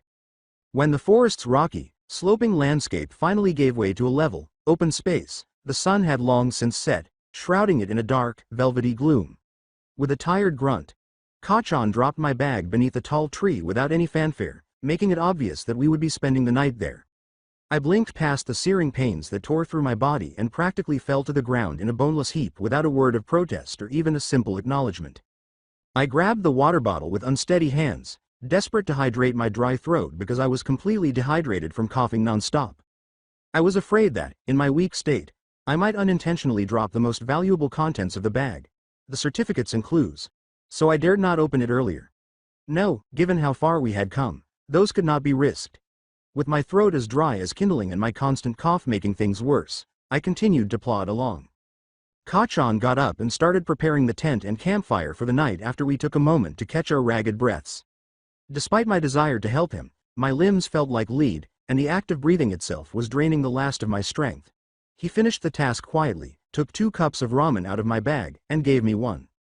I muttered, "I'm not hungry," and gave a feeble headshake. How could I let him know that the mere prospect of food made my stomach turn over? However, Kachan refused to listen, his forehead furrowing in alarm. How could you not be hungry? You barely ate anything all day, and what little you did manage to keep down, you just threw right back up. He yelled. He just shoved an apple and a mint candy into my hands after I was silent for a long time. Finish this. That's an order, he said, ending any possibility of disagreement. I realized it was time to take night watch as we finished our scant meal. I turned to Kachan and said, as confidently as I could, "I'll take the first watch." His brow furrow was an instant indication that he was not happy with my statement. He shot back, his voice brimming with annoyance. "Hell no," he said. He really didn't hold back, his response was so prompt and unhesitating. "You look like you'll drop dead any moment. I don't want to be exposed to the hungry beasts out there in the middle of the night because you passed out on watch." I was aware that I needed to persuade him. "Kachan, I'm awake right now. I slept a lot today so I'll be able to last through the night," I replied. In the light of the campfire, I could see the dark bags under his eyes and the gleam of sweat on his features. The physical toll of our journey was evident everywhere. "And you? Cough. You need the rest more than I do. You've already been so helpful, and I just want to return the favor." "Really?" he asked silently as he cocked his head slightly and gave me a doubtful look. "And?" he demanded in a rough, uncompromising voice. I inhaled deeply before licking my parched lips and responding, "I can take the first watch. Just a few hours of sleep, and I'll be sure to wake you. You really need the rest." His brow was furrowed in thought as he scowled at me, and I could see the internal conflict reflected on his face. The way he favored his right leg made it obvious that he was in pain, even though he was doing his best to hide it. I was determined to persuade him to let me take this shift because he needed the rest. All he needs is a gentle prod. I said, I know I've been a burden to you," with a little hesitancy. "Till I can," I told myself. "I've always been a hindrance in your path, but I don't want to be that person anymore. Please, let me do this for you." I could see the grudging acceptance in Kachan's eyes despite his sneer. He complained and then withdrew into the security of our tent. "Okay, wake me up when you start dying and not a moment early," he said. I took a deep breath and began my vigil. I knew I had to do something to keep myself awake and functioning as the pain gradually subsided and I started to drift in and out of consciousness. I drank some of the bitter Aravac extract against my will. Although the nausea it caused was terrible, it was helpful in controlling the unbearable pain. I was unable to determine how long I had been sitting there when I was startled awake by the soft sound of leaves rustling behind the tent. When I heard the sound again, my senses were on high alert, and any signs of drowsiness disappeared. Perceiving possible danger, I firmly grasped my blade's handle and compelled myself to stand, squirming as the agony surged through me. With a rush of adrenaline, I forced myself to push through the pain that shook my battered body with every step. The surrounding forest was completely dark, with not even the smallest glimmer of moonlight visible due to the dense tree canopy. Desperate to see what lay beyond, I cut at the branches. I initially thought it would be a tiny animal scuttling around. However, my breath caught in my throat when I saw what I saw instead. The distinct outline of a person. Not just any person, but Tamura Shigaraki himself, with that severed hand still attached to his body, rose out of the pitch-black darkness. I could make out his recognizable features, his disheveled hair, and the eerie smile that was gradually taking over his face as he entered a shaft of moonlight. Startled by the power in my voice, I demanded, "What do you want?" A shiver went down my spine when he didn't answer right away, just tilting his head and allowing that smile to grow. He was obviously there to support me, so I threw the blade at him without thinking. However, his lightning-fast reflexes allowed him to avoid the attack by simply ducked. I shouted defiantly, "I will never let you get me," instead. "Oh," he said in an innocent tone that was almost childlike, "but who said I'm here for you?" I furrowed my brow, wondering what he wanted if he wasn't here for me. Before I could ask him the question, he smirked once more and said, "I'm here to take the most precious thing that you hold close to your heart. Your sweet friend Kachan." His words made my blood run cold. A rush of adrenaline and rage swept through me, and without hesitation, I used half of my quirk to charge at him, screaming, "I'll never let you take him away from me." However, Shigaraki stayed still as I got closer, his twisted smile unflinching. Detroit Smash. Shigaraki suddenly jumped into action, leaping backwards faster than I could have imagined. Then something really startling happened right in front of my eyes. His body started to melt, turning into a viscous, white liquid that poured out of his body. Shigaraki had completely disappeared as this viscous, lava-like substance turned into a swirling cloud of black smoke. The sound of someone shouting startled me awake, putting my body on high alert. With my eyes still heavy from sleep, I rolled over and let out a low, guttural growl. What the hell is that noise?" In an attempt to drown out the disturbing sound and go back to the restful sleep I had been enjoying. However, there was a persistent feeling of unease that kept me from falling back asleep. As I muttered, "Damn it, I'm so tired, I just want to sleep," even though I really wanted to just sleep, my brain wouldn't stop. I found myself trying to identify the source of this uneasiness, even in the vague, half-conscious state that exists between wakefulness and sleep. Then it struck me. The sickening picture of a branch sticking out of Deku's body, the contorted, anguished look on his face. Memories flashed back, vivid and terrifying, like a dam bursting under the tremendous pressure of raging floodwaters. My heart was racing, and I was up and out of my tent in a flash as soon as I heard Deku's terrified voice yell, "I'll never let you take him away from me." Any hint of sleepiness vanished. To whom the devil is he speaking? I frantically looked around, but he should have been completely empty where I found him. At that moment, his quirk came to life, and I heard his thunderous voice. I immediately started running in the direction of the sound, my mind racing with 1,000 questions, adrenaline pumping through my veins. As I got closer, I saw Deku standing by a tall tree, looking around for something or someone with his head jerking back and forth. Breathless, I rushed to him and demanded, "What happened?" His trembling form was illuminated by the moonlight, his eyes wide with a mixture of fear and rage, his face devoid of color. He was obviously shaken to his core by whatever had happened. I needed to know what was happening, and I needed to know it quickly. He doubled over and coughed, choking out, Shig. The words hardly left his lips, as if he was having trouble breathing.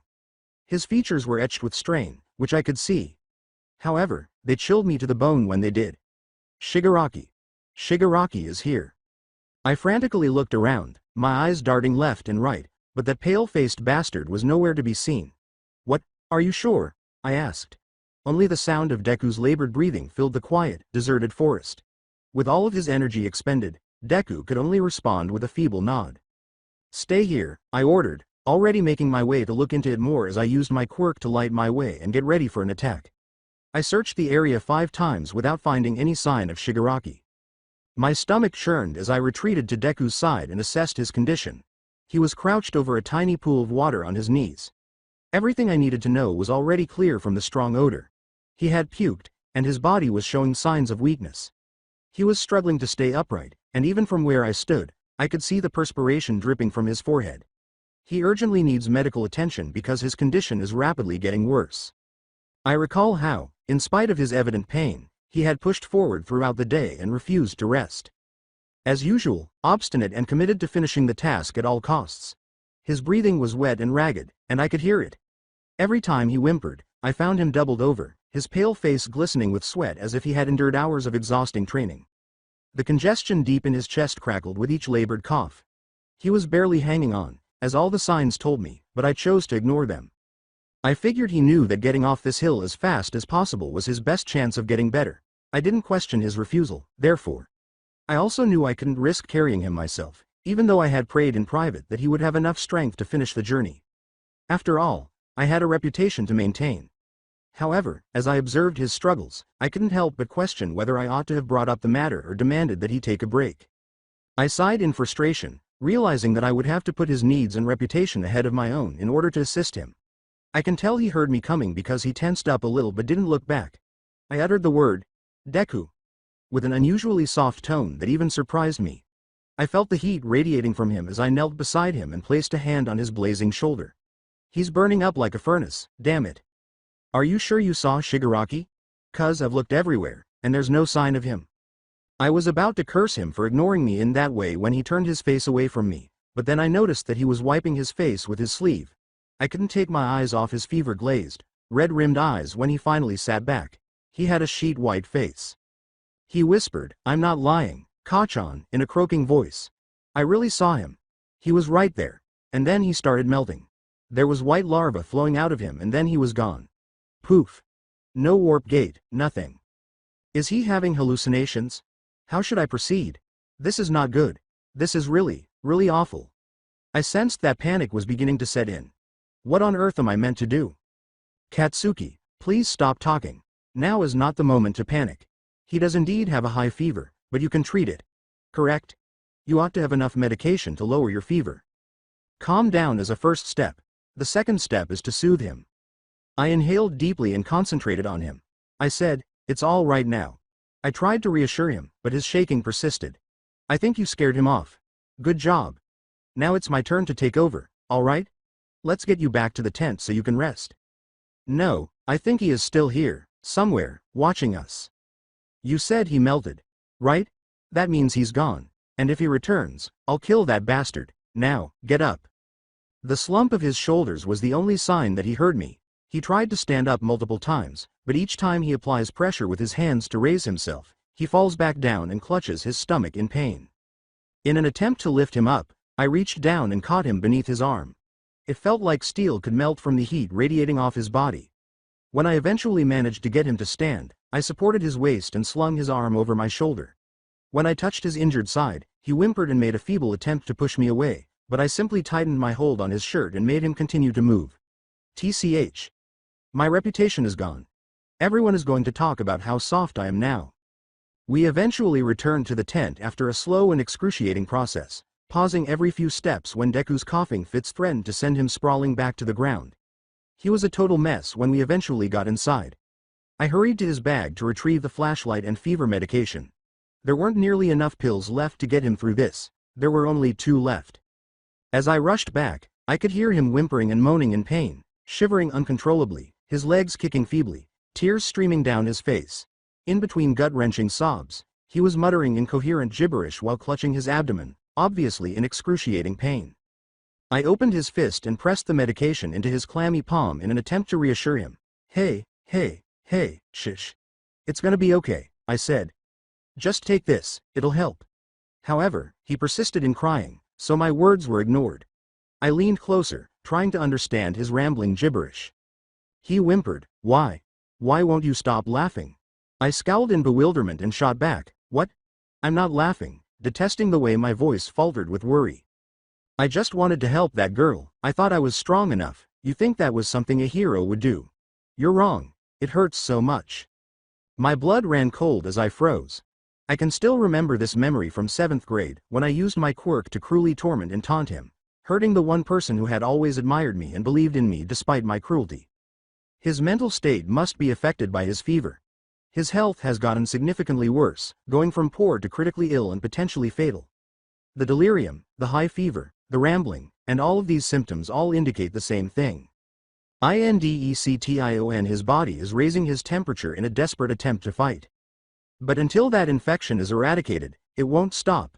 I am aware that he requires potent antibiotics, but the only medication we have is Actordium root extract, which the idiot could not possibly maintain in his condition. In order to try to lower his temperature before doing anything else, I must get him to take the fever reducer first. Considering everything we've been through together, I'm not going to let him die on me.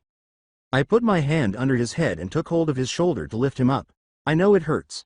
That's why I brought you the fever reducer. You know it will help. Come on now, up. Stop, please, just stop. It hurts. I can't breathe. I quickly withdrew my hand and laid him back. It's okay. Just take the medicine. It'll help.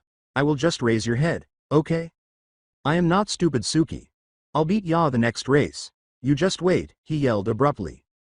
I mumbled, my forehead furrowed in concern.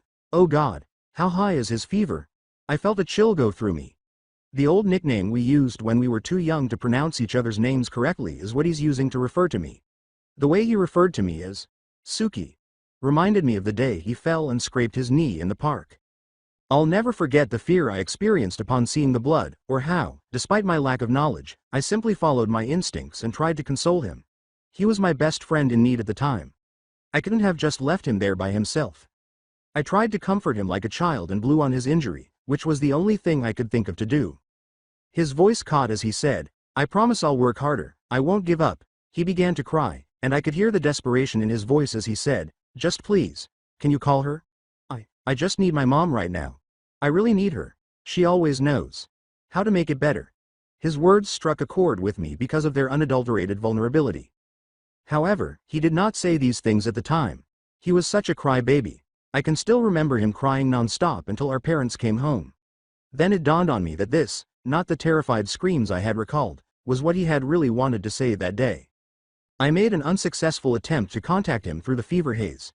His fingers twisted in his sweat-damp hair as he continued to toss and mutter.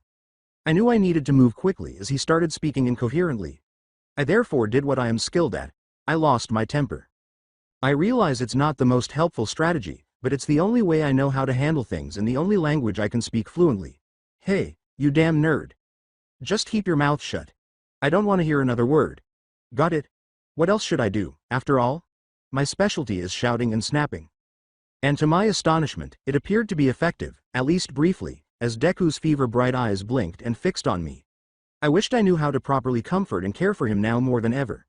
I took advantage of the situation right away, lifting his head to pour in some water and putting a pill in his mouth. The relief was brief, though, because as soon as I put him back down, his eyes squeezed shut and the unintelligible babble started up again. He alternates between talking to his parents and teachers, talking to me and sharing stories from our school days, and attempting to be brave while he is with the villains. It's like a knife to the chest to hear him discuss all the times I've caused him such pain. I try to ignore it and concentrate on giving him a head massage in an attempt to lessen the pain. When he is tossing and turning like that, it is impossible to place a damp towel on his forehead. When that doesn't seem to be working, I move on to his legs and gently work out the knots in his feet with the pain reliever he gave me earlier.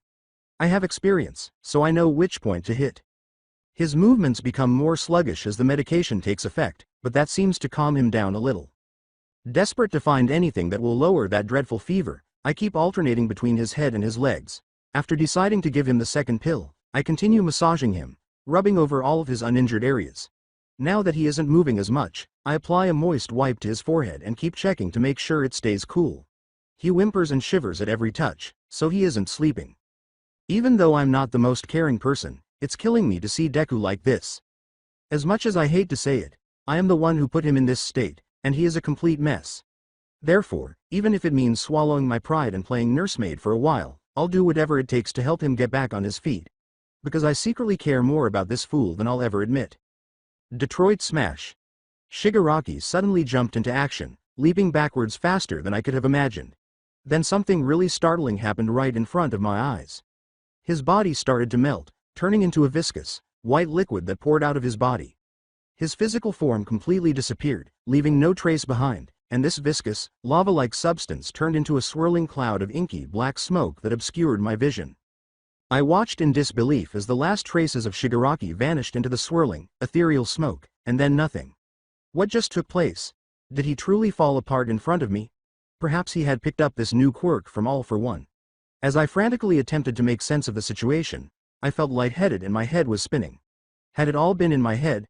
No, the adrenaline rushing through me and the sheer terror I experienced in Shigaraki's presence had been all too real.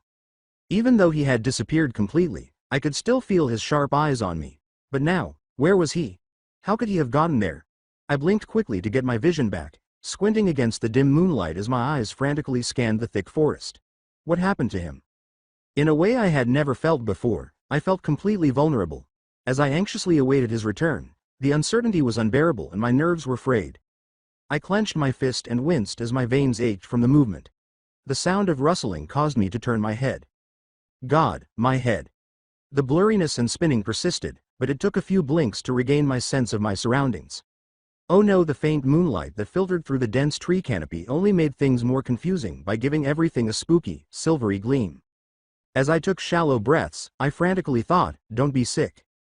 The force of the punch had renewed the excruciating pain radiating from my battered body, and it had felt like a shock of electricity running through my veins.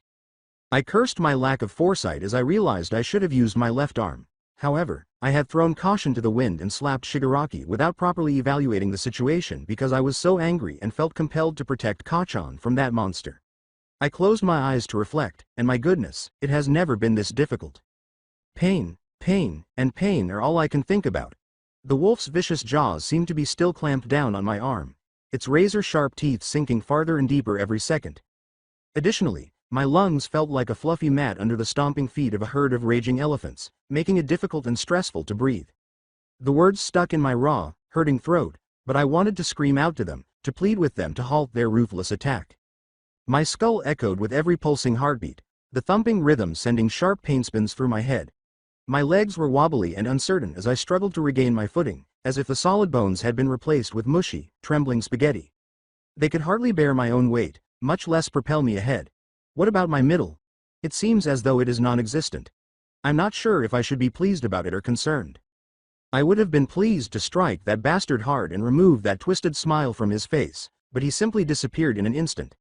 However, I was plagued by the constant feeling that I was being watched, and as I spun around, the world started to spin uncontrollably. I had to stop and take a string of ragged, shallow breaths until the fog lifted and reality straightened out again. SHT. I don't have time to relax. Right now, I can't concentrate on the pain. Since our lives were on the line, I knew I had to gather myself and stop Shigaraki before he could complete his scheme. I'm here to take the most precious thing that you hold close to your heart, your sweet friend Kachan. I experienced a wave of unrestrained rage at the mere notion of that bastard touching Kachan, which briefly overshadowed the excruciating pains coursing through my body. I couldn't and wouldn't let him succeed.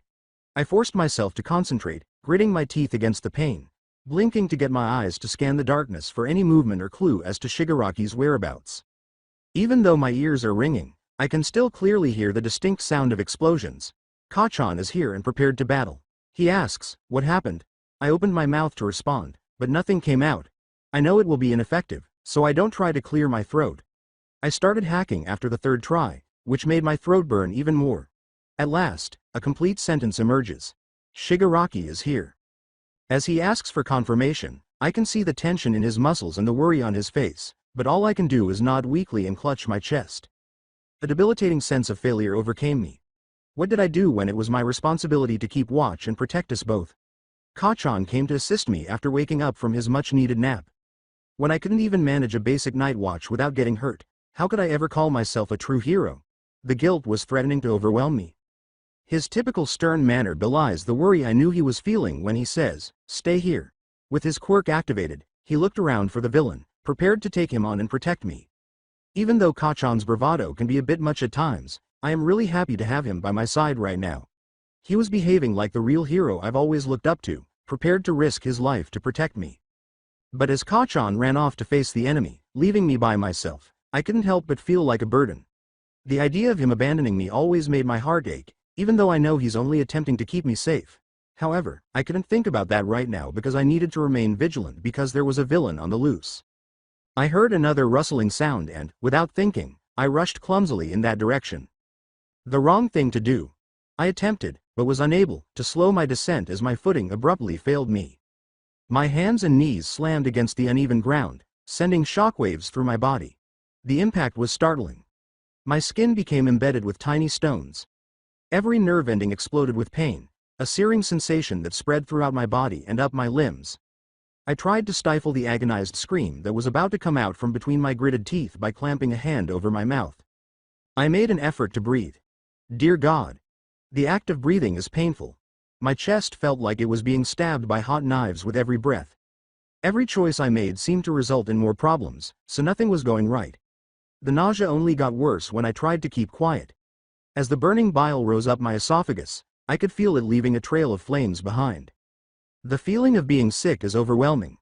The violent convulsions tore through my body as I heaved, retching until my vision became blurry and I lost all sense of direction. My eyes were burning, and I kept them closed too tightly, making a weird noise like a horse's neigh. I gripped my stomach, tears running down my cheeks, trying to endure the waves of agony that felt like I had been burned alive. It hurts so much, God, it hurts so much. I opened my eyes hesitantly after what seemed like an eternity, blinking through the pain to try to figure out where I was. The vile remnants of the mint bar I had eaten earlier, not even completely digested before my body angrily rejected it, were visible when I looked down. I shifted to the opposite side due to the overpowering stench, but I soon started coughing due to a tickle in my throat, which is when I noticed the crimson fluid on my palm. Blood. I have blood in my cough. The truth was there, stark and unquestionable, but I blinked in shock, trying to tell myself it was only a trick of the moonlight. The internal bleeding, the realization that I would not survive this ordeal struck me like a ton of bricks. That only indicates that Kachan needs to finish this task. The only person who can is him. I must see to it that he does. And I have to keep this from him in order for that to occur. He must never be aware of my illness. I can't burden him further. More than I am now. For this assignment, I have to be the partner that we were supposed to be. I have to be a little braver. I tensed when I heard footsteps close by. Is that Shigaraki? Has he emerged from his hiding place at last? I must warn Kachan. I'm not in a position to deal with him. I allowed myself to relax a little when I heard Kachan's gentle voice, both familiar and unfamiliar, calling my name. God be praised. We are safe, I am safe, and we are safe. He put a chilly hand on my shoulder and said, Are you sure you saw Shigaraki? 'Cause I've looked everywhere, and there's no sign of him. He was kneeling next to me, and I could tell that his presence was a reassuring presence amid the confusion. I quickly cleaned my mouth and hands of the blood, hoping he wouldn't notice. I was gasping for air as I blurted out, I'm not lying, Kachan, I really saw him. He was right there, and then he started melting. There was white lava flowing out of him and then he was gone. Poof. No warp gate, nothing. My eyes were swimming as I tried to concentrate on Kachan's face. I see 4 of him, and I can't trust my eyes. It's okay now. I think you scared him off. Good job. What's that? Did I hear correctly? Did Kachan just... No, she won't ever give me a compliment. I can't trust my eyes to tell the truth. And the same is true of my ears. I also can't trust my ears. Oh no, I must tell him that I still sense Shigaraki lurking in the shadows, ready to attack. Now it's my turn to take over, alright. Let's get you back to the tent so you can rest. We can't do that. Not while we're being watched by a bloodthirsty villain. Not when I am aware of his desires. I'm not going to let him win. Don't allow him to touch Kachan. I don't know how I'll do it, but I must. There isn't another option. At all costs, Kachan needs to finish this assignment. I said, blinking slowly to keep my eyes on the real Kachan. No, I think he is still here, somewhere, watching us. With every blink, they're growing. My head hurts, for heaven's sake. But is it accurate to say, you said he melted, right? That means he's gone. Is he truly gone? Are we secure? Naturally, he will kill him to keep me safe, and if he returns, I'll kill that bastard. Now, get up. Like the hero he was born to be, and like the Deku that I am, I will be here, pulling him down. A constant obstacle to his success. All this time, he was correct. I am completely worthless. I grimaced at the idea of getting up and accepted my fate. I tried to get up, pushing myself up with my hands first. Incorrect strategy. The pain intensified as soon as I placed weight on my injured arm, causing me to fail as I fell back down. The approach must be modified. On my second attempt, I contorted myself and attempted to slowly raise myself using only my left arm. Achievement. I just need to use my legs now. Failing. The impact sent new waves of pain through my battered body as my knee gave way under the strain and I fell back to the ground on my right side. A shift in approach. I gritted my teeth and slowly got myself up, using the tree next to me as support. Failing. A sharp pain shot through me the instant I placed weight on my injured side, and I cried out in pain as I said hello to the ground once more. People have reported seeing dark spots, I've heard. A while back, I believed I was going through the same thing. However, at the moment, it seems as though my eyes have been turned into a camera, with each blink producing a fresh, momentary picture of the world that flashes white before refocusing. I was lifted up out of the fog by the sudden sensation of arms encircling me. Another excruciating twinge tore through my side as the world spun wildly. I instinctively reached for the wound in an attempt to apply pressure and lessen the pain. However, as my hand gripped the region, I sensed another hand there, firm and uncompromising. Shigaraki is here, shit. I tried to escape his hold in a panic, but he only made it tighter, crushing me. Please, please, please, I'm at my breaking point. Kill me now. It's Shigaraki. I tried to escape his hold in a panic, but he only made it tighter, crushing me. Please, please, please, I'm at my breaking point. Kill me now. However, it appeared that he had other evil schemes. He started pulling me with him. Where? I'm not sure. I gave up, exhausted to the point where my body and mind went numb. I experienced a strange mix of burning, freezing, and total numbness all at once. I felt as though I had somehow escaped from my body and was only a bystander to the suffering that was being inflicted upon me. It's like witnessing Todoroki-kun brutally test the boundaries of his quirk on my defenseless form. He burns me alive, the blazing flames licking my flesh, and then he traps me in a prison of ice, the freezing cold soaking into my bones. He keeps going through this cycle.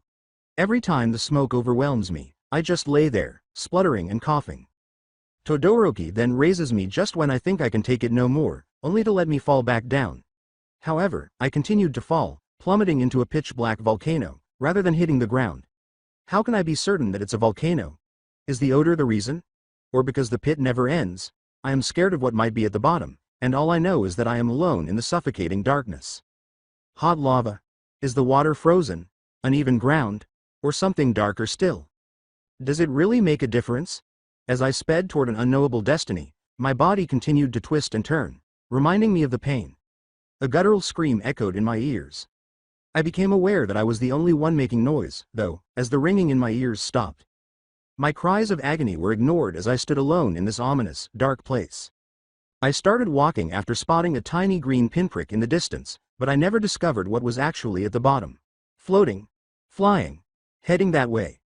A lush, green landscape surrounded by a calm blue sky gradually emerged as the darkness gradually faded and the light grew, illuminating the way ahead. Then a well-known voice, Kachan's, broke the stillness. I felt a wave of relief and rushed forward, wanting desperately to find him and get out of this nightmare world. A small blonde child with his back to me was standing in the distance as I got closer. Instead of going straight to him, I concentrated on looking around. I need to locate Kachan. I heard him, so I'm positive he's here somewhere. I chose to ask the child for assistance after failing to locate Kachan. As I approached, I saw that he was staring down at someone or something. I was startled to see a young girl with crimson red hair cowering on the ground in front of him as I crept around to get a better look. She clutched what appeared to be an All Might-themed pen while looking utterly terrified and crying. I was horrified to discover that the boy towering over her was actually Kachan, or at least someone who resembled him, albeit he appeared to be much younger than the Kachan I knew. What? How? Why? Suddenly, Kachan grabbed the pen out of the girl's shaking hands and started to abuse her. I attempted to step in and try to reason with him, but my words were ignored. My attempts to push him away were ineffective as my hands moved through him like smoke, giving the impression that I am a little more than a ghost. At that moment, a haze of green sped in our direction and crashed directly into the young Kachan, tumbling a few feet before stopping. This will not work out well.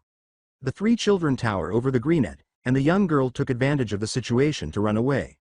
Hold on, when did the other two children arrive? I'm startled to discover that the young boy sitting on the ground with his hands extended as though to protect someone was actually me. When I ask them why they are doing this, my voice breaks even though I'm trying to sound confident. They continue to laugh without responding. Why? Why won't you stop laughing? Because you are a quirkless Deku, that's why, dumb ass. Why are you here, playing hero or we? I just wanted to help that girl. I thought I was strong enough, he grumbles. Don't make me laugh. You and strong? Never. You are just a pebble on the side of my road to become the next symbol of peace. I'm in disbelief. Does he believe that? Do you think that was something a hero would do? Picking on the weak and vulnerable? He laughs. That's what heroes do. They fight. I gave a firm shake of my head. No, you're wrong. Before turning to his friends, he spat. Looks like someone needs to teach you some manners. His eyes narrowed with a burning, hateful rage as he glared at me. Come on, extras. Let's show Deku here what happens when you cross me. I was momentarily blinded by an explosion before I could even react, and then I felt pain in my stomach. I was struck by someone. Like lightning, pain struck, and I doubled over. They all pounded and kicked me non-stop, leaving me with no time to recover. My breath was taken away by the absolutely stunning blows to my stomach. I begged them to stop, but as the agony burned through my body, my pleas for pity were ignored. Stop, please. I pleaded, crying and struggling to breathe. It hurts. I can't breathe. I felt totally helpless to protect myself. The pain was radiating through every inch of my battered body, and all I could do was curl up and try to protect myself as the onslaught went on. I thought I could take it no more, but Kachan stopped suddenly. He was standing next to me with his hands folded across his chest when I opened my eyes. However, he appeared significantly younger, as though we had been taken back to our early years. His voice was devoid of its typical venom as he taunted, "Oi, stupid, I won. Now, get up." I blinked in bewilderment and glanced around, realizing that this was the spot where we used to play as children. Why am I here? Yes, exactly. I scraped my knee after tripping. The large, fat tears were streaming down my cheeks. It shouldn't be this painful. Why is this level of pain? There is only a small amount of bleeding and a scratch. However, a sob threatens to escape my lips, and I am unable to control myself. I yell, "I'm not stupid, Suki," in a frustrated tone of voice. "I'll beat ya the next race. You just wait." As I look down, I see that my knee has turned into a bloody mess, the pain pulsing with every heartbeat, and it's no longer just a scratch. Anger is better than the anguish inside me. Right now, I don't want to deal with Kachan, so I don't want to be here. I just want to feel my mother's tender touch and her warm, reassuring embrace to take the edge off the pain. Somewhere in the distance, I hear a soft, comforting sound that makes me feel better, even as I sit there, pleading with him to leave me alone, holding my injured knee. The voice sounded like a beacon trying to direct me to safety, calling to me from a great distance. But every time I reach for it, the voice eludes my grasp, abandoning me to float aimlessly in this raging emotional sea. I sink deeper and deeper, drowning in a sea of pain and confusion the harder I try. Everything is fading away, including my strength, grip, and sense of self, until something violently pulls me back to the surface, causing me to gasp for air. Hey, you damn nerd. Just keep your mouth shut. I don't want to hear another word. Got it? Sitting next to me is Kachan, who is older than the younger one I've previously seen. However, I'm unable to determine whether this Kachan is real or merely a product of my fractured, hallucinogenic mind. Every version of him seems equally real and vivid because reality has become so elusive.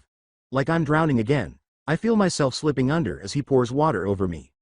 Once again, the scene changes, and All Might and I are now standing on the beach. Here, time seems to go on forever, and despite my best efforts to communicate with him, he never answers. He seems to be just a mirage, a delusion that will vanish if I try to touch him. I end up back home with my parents just when the loneliness gets too much to handle. An overwhelming sense of gratitude is all I can think about. I know I can finally talk to my father about everything I've been through because he turns to face me with warm, worried eyes. The words begin to flow freely, a flood of feelings and experiences that I have long suppressed. I tell him how I used to be quirkless, rejected and despised by my peers, and how I had a hard time fitting in a society that seemed to prioritize power over all other considerations. But then I talk about the day that everything changed, the day that I was given the opportunity to prove myself and finally blossomed. As I talk about the rigorous and demanding teachers who have challenged me to become the hero I was always destined to be, my father listens carefully and nods in agreement. I reveal every detail, every victory, and every failure until I arrive at the turning point in my life. The day that the fabled All Might selected me to inherit his amazing power. I feel a great sense of relief knowing that I can confide in my father without worrying about being judged, and I can see the pride and wonder in his eyes as I speak. But the calm is broken just as I start to enjoy this new knowledge. Abruptly, I am grabbed by the legs and suspended upside down by a monstrous Nomu. The nausea gets nearly intolerable as the blood rushes to my head. I make an effort to be brave, but when I confront Shigaraki, who threatens to hurt my parents. My voice breaks. When the Nomu drops me, I hit the ground with a sickening thud, my eyesight gone and my body in excruciating pain. My back arching as my fingers frantically claw at my ribs in a hopeless attempt to relieve the burning sensation. I can't help but whimper as the pain consumes me. I feel like I'm slipping because the floor is shifting. The world around me turns into a confused blur, with a new, chaotic scene appearing with every blink. I just want this nightmare to end because I'm so emotionally and physically spent. I stop attempting to speak. Now I yearn for the black abyss. I'm not strong enough or interested enough to listen to or converse with anyone. All this chaos was so much worse than the darkness. Finally, the pain is beginning to lessen, the sharpness is becoming slightly less sharp, there is a slight cooling of a fire, and I can feel myself descending into the dark abyss's warm embrace. I just want to sleep, to get away from the chaos that has taken over my life. I feel a wave of relief as I give myself up to the darkness and at last find the serenity I so sorely sought. Get some rest. At last. I can't stop, even though my lungs are burning and my legs feel like jelly. Especially when Deku's life is on the line. He reminds me of how much he depends on me with each ragged breath he takes against my neck. My ear is tickled by Deku's shallow breaths, each one more ragged and labored than the last, and his limp body feels like a bag of bricks on my back. My eyes sting from the sweat streaming down my face, but I grit my teeth and keep going. My arms tremble from the strain of bearing Deku's dead weight for hours on end, and my muscles scream in protest with every movement as exhaustion seeps into my bones. I'm so tired and dehydrated that my head hurts. However, I am at a loss for options. Despite the pain and exhaustion, I must continue. I can't remember exactly when I was so exhausted that I closed my eyes and woke up this morning, but I knew I had to make a tough decision. After examining Deku's vitals and determining that his fever was elevated but not yet life-threatening, I made the decision that we had to continue moving forward at all costs. Deku's bag and the tent would have to remain behind because I couldn't possibly carry everything while Deku was on my back and my own strength was failing. So I packed the essentials into my own bag, including the medicine that could save Deku's life and the scrolls we almost died for. I carefully lifted Deku onto my back while slinging the bag around to my front. When he let out a quiet moan of pain, my heart leapt into my throat. I yelled, "Deku!" in the vain hope of hearing back, but all I got was silence. With Deku's dead weight pressing down on me and my own pack feeling like an anchor attempting to pull me into the ground with every exhausting step, I set out, gritting my teeth against the searing pain in my severely sprained leg. Every time I move Deku or change my grip, sharp stabs of pain go through my trembling forearms. My footsteps are heavy and labored as I plod through the dense forest under the merciless rays of the sun. With every lurching step, the bottles clink together. Oh no, how did I allow this to occur? I ought to have kept him safe. It ought to have been there. I won't let him down now, though. No matter how painful it is or how far I have to go, I'm determined to keep moving forward. I'll take him there. I must. Deku must be saved, and failure is not an option. I tighten my jaw, reposition my hand, and continue walking. One step at a time. Everything appears to be the same. A never-ending field of trees, dirt, and a clear blue sky. I must squint to prevent my vision from becoming blurry and to avoid tripping over the roots and rocks that cover the ground. It would be so simple to simply stop. To finally give in to exhaustion, drop to my knees, and close my eyes. Deku's faint stirring against my back, however, reminds me why I'm doing this and why I can't give up every time I'm tempted or my legs feel like they might give out. When was the last time I had a good night's sleep in my own bed? Did it happen 2 days ago? 3? Only the rhythm of my footsteps and Deku's shallow breathing can tell us how much time has passed. I am aware that Deku has been sleeping a lot as his body tries to gather its strength and fend off the infection that could kill him. But now he will not be saved by sleep alone. He requires medical care. My attention is drawn to a flutter of movement, and when I look up, I see a small flock of birds flying overhead and veering to the left. I narrow my eyes and change my direction to follow them, praying that they're going somewhere that has water. I quickly notice patches of green obstinately clinging to the tree bases, lush grasses rippling in the light breeze, as if in response to my silent prayers. My pace quickens as the sweet sound of trickling water reaches my ears, giving me a fresh energy boost. God be praised. The faint gurgling gets louder, and my heart feels like it might burst out. Finally, the stream appears, its glistening, pristine waters glistening in the filtered sunlight. My knees almost give way with relief, the stress leaving my body. I try to be gentle despite my own wounds and exhaustion as I lower Deku to rest against the solid trunk of a nearby tree, and he lets out a pained hiss. He groans weakly, his face white and sweaty, his body twisted in agony even while he is unconscious. We haven't gone very far from where we started, I realize with a sinking feeling as I look up and see the cliff towering in the distance. We lost a whole day of travel time due to our detour around the cliff, and it's possible that Deku lost his life as a result. Knowing that we should have simply descended the cliff face as Aizawa-sensei had instructed, I can't help but chastise myself. However, I simply had to act like the considerate idiot and insist on going the extra mile, prioritizing Deku's comfort over the urgency of our circumstance. It did a great deal of good. Pride be damned, I should have just used that rope to carry him down. Even though the trip would have been difficult for him, at least he wouldn't have been on the verge of death like he is now and would still be able to respond and think clearly. It feels like a vice grip is tightening its hold on my heart every time I glance at Deku's pale, lifeless face. The consequences of my decisions weigh heavily on me as I consider how things might have turned out differently if I had simply let go of my ego a little sooner, if I had paid more attention to Deku's declining health, or if I had issued different directives. But now is too late to worry about what ifs. Deku's eyelids fluttered open and a pained moan escaped his cracked lips. Those blurry green eyes gazed at me, bewildered. He parted his lips as though to speak, but only a raspy, dry croak emerged. I snarled, "Don't try to talk, idiot," and put my water bottle to his swollen mouth. I gently tilted it, assisting him in taking a few tiny sips before he looked away, exhausted. He tried to speak again, wheezing, but soon gave up, his head lolling feebly against the tree trunk. Attempting to use my typical derisive tone, I joked, "The great Midoriya Izuku silenced? I never thought I'd see the day." However, even to my own ears, my laughter sounded forced, unable to completely conceal the dread that was beginning to settle in my stomach. With confused and pained green eyes, he gives me a half-hearted glare. His eyes dart about in feverish confusion as he asks faintly, "Where are we?" "A few meters away." I jerk my chin in the direction of the rushing stream. "Below the cliff, near the stream." His brow furrows as he slowly processes what I've said. I roll my eyes and ask, "How? When?" I wave a tiny bottle of Actordium extract straight in front of his face and say, "Nah. I answered your question already, now you answer mine. Can you keep it down?" He gives a weary nod, as if he lacks the strength to argue further. I impatiently batted away his trembling hand as he raised it for the bottle and brought it to his mouth. After taking a few tiny sips, he grimaced and declined to take any more. My stomach knotted with worry. He was in dire need of fluids, but I couldn't take the chance that he would regurgitate everything. I would need to continue making small attempts. I let out a long sigh as Deku said, hoarsely, "Kachan, how did we get here?"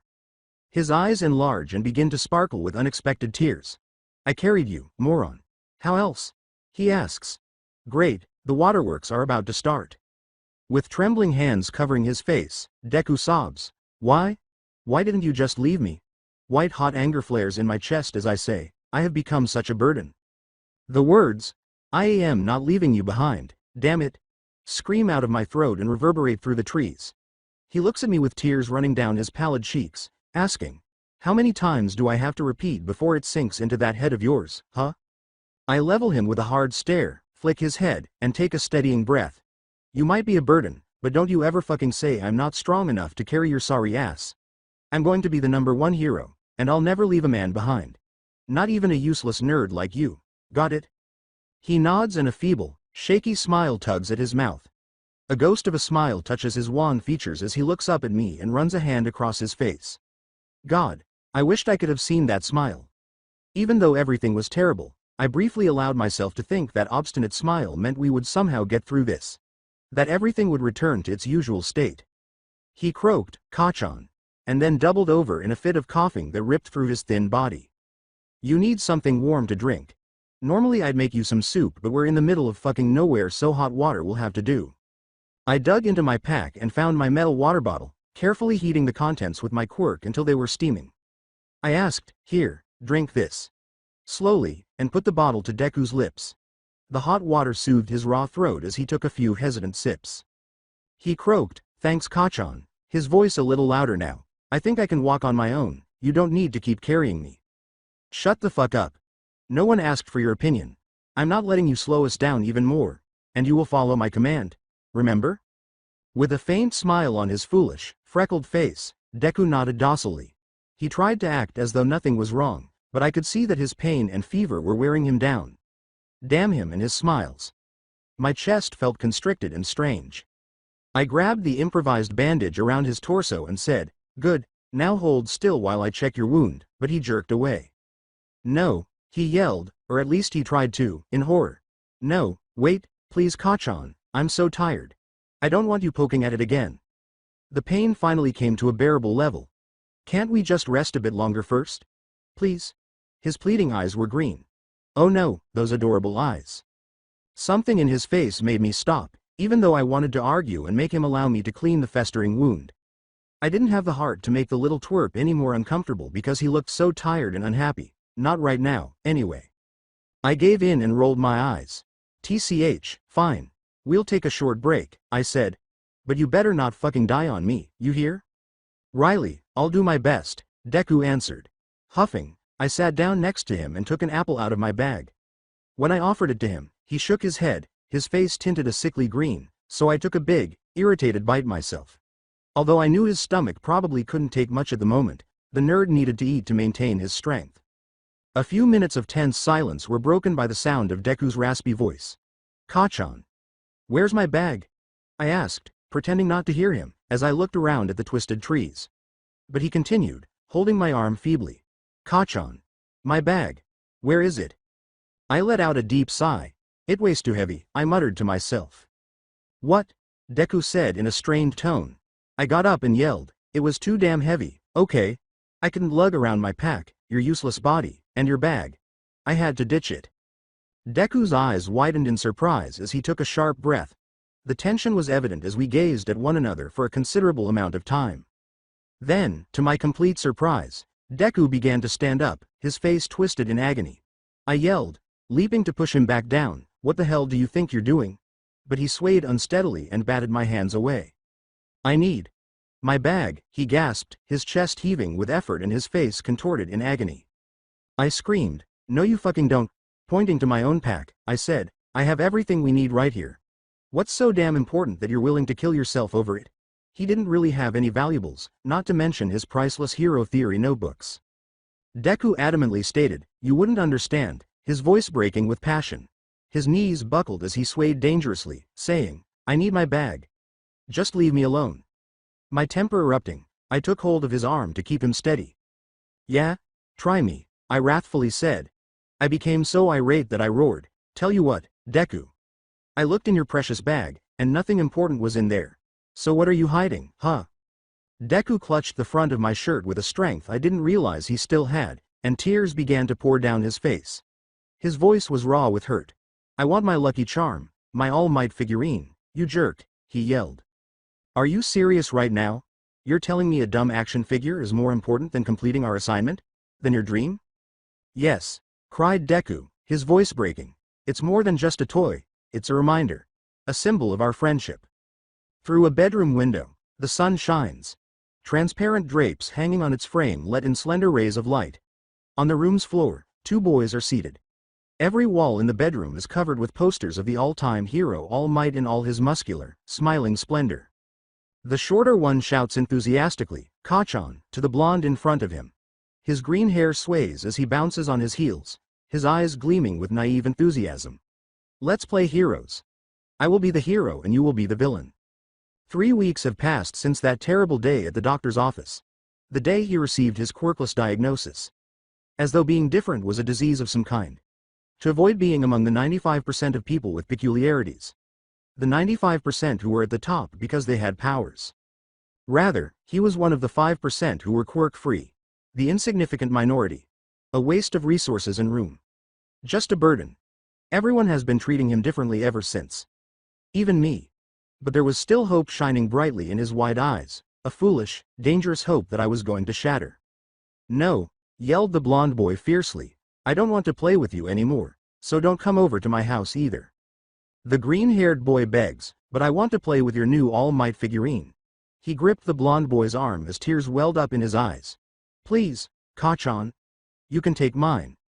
Or you can be the hero and I will be the villain. Let's play." The blonde boy yells, "No," as he releases his arm and rubs it across his shirt as though it were filthy.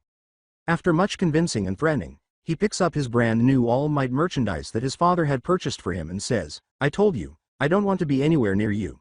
Here, It's yours now. Take it and don't come back ever again, he says, throwing the toy at the green boy. I was completely taken aback by his words, which felt like a kick to the gut. I had completely buried that memory in that figurine, burying it deep so I wouldn't have to confront it. Now, however, everything returns with agonizing clarity. I look at Deku, observing the unadulterated despair on his face and the way he shudders in my presence. Does he truly value that inexpensive little toy that much? Why does he still hold on to it after all this time and all the terrible things I've done to push him away? Something strange, an ache I can't quite put my finger on, stirs in my chest. Do I really merit such steadfast devotion? Did I do anything to deserve it? Deku stumbles forward, disappointment weighing on his shoulders as he tries to distance himself from me. But after only a few steps, his strength fails. He collapses to the ground, hacking out painful coughs as his legs give way and he pitches forward. I mutter, shit, and jump to grab him before he falls face first into the ground. I steady him by putting my hands on his shoulders and easing him back into a sitting position. I grit my teeth and say, use your head for once, you idiot nerd. When the wolf's jaw was clamped shut around his arm, I remember him screaming, was it truly a lucky charm at all? I discovered him with a branch sticking out of him while he was hugging a tree. As I sutured him up, his voice became painful. After all we survived, after all the near escapes, you really believe that some dumb piece of plastic is what saved us? That we were just lucky? You almost perished. As it finally dawns on me how close I was to losing him, my voice falters treacherously. I force myself to swallow despite the lump that is growing in my throat. Damn you, Deku, and your unwavering devotion. Damn you, and your heart is too big for you. I've given you every reason not to believe in me, so damn you for still doing so. Thank you for bringing back emotions I had long suppressed. Thank you for forcing me to reevaluate all of my assumptions. His large green eyes stare into mine with a fire I haven't seen in years, and he winces at what I say but doesn't back down. He murmurs, it's not just some dumb piece of plastic, Kachan, in a raspy, ragged voice. It's a symbol. Of our friendship. Of everything we used to be. Deku, I utter, my tone slightly softer.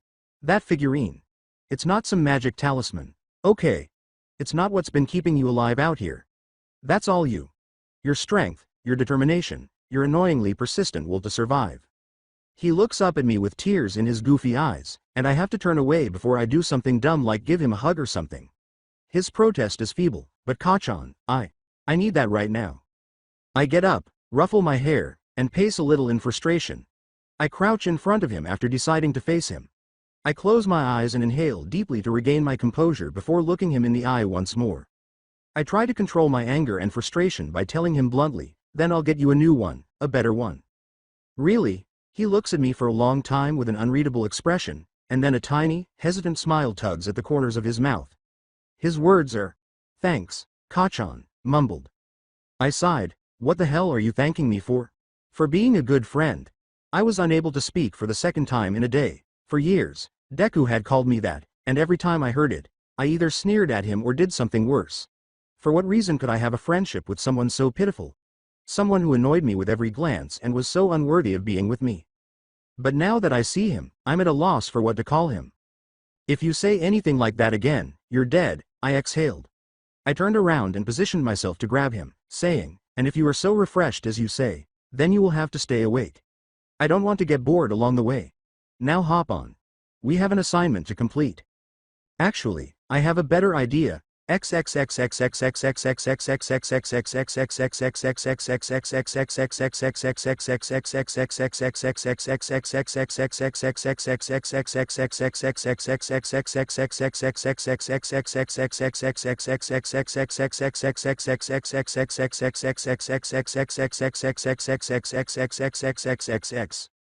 I shifted my posture to prepare for the additional weight and grunted, ready? Deku has a complex rope harness that he rigged up and strapped to my back, crisscrossing around my chest and his legs. At least his arms are free to hang over my shoulders. He indicates he's ready to go by tapping my shoulder and pressing a hand to his injured side. As ready as I can be, he declares, sounding far more assured than he is entitled to be given his circumstances. Normal Deku. I light my quirk, sending strong blasts out of my hands to launch us into the air.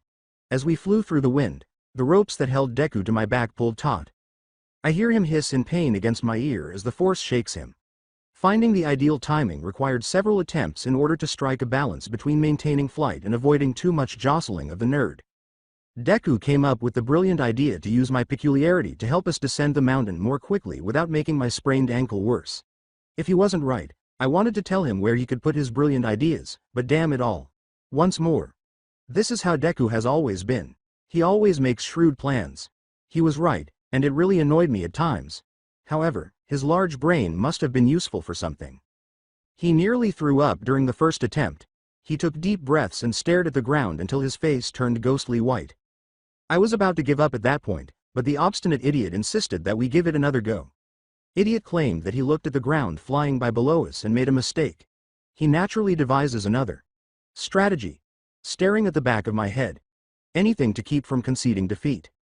He is jostled like a rag doll by each jerky landing, which causes him to gasp and hiss in pain, which he tries in vain to suppress. He was trying to solve the equation by examining every variable, despite being bleeding and feverish. Was my bag causing us to lose our balance? Injury or no injury, he would carry it.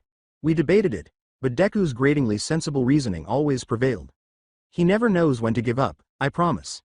It enrages me. The fact that his solutions continue to work, bit by bit, is almost as frustrating.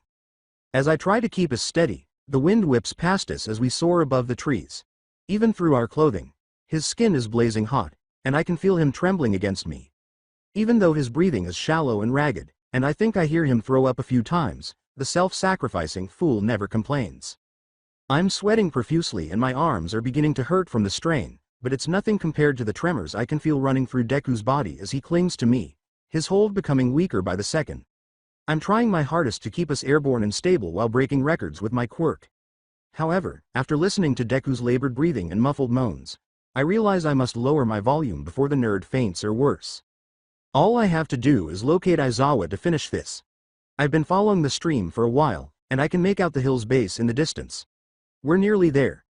Deku abruptly moves and cries in agony, which throws me off balance. I scream, shit, and quickly detonate a few strong explosions to prevent us from plummeting out of the sky. I'm about to rip him another one when I shout over my shoulder, "What the fuck, Deku?" But I'm stopped cold by the weak, hoarse sound of his voice. Ka-chan, see, can we please, take a break? I turn to face him again, about to yell at him to shut up, but the words escape my lips when I see how sickly and pale he appears, his eyes squeezed shut. Even just looking at him makes my stomach turn uncomfortably because of the way his face is twisted and scrunched up in obvious pain. He appears to be warmed by death.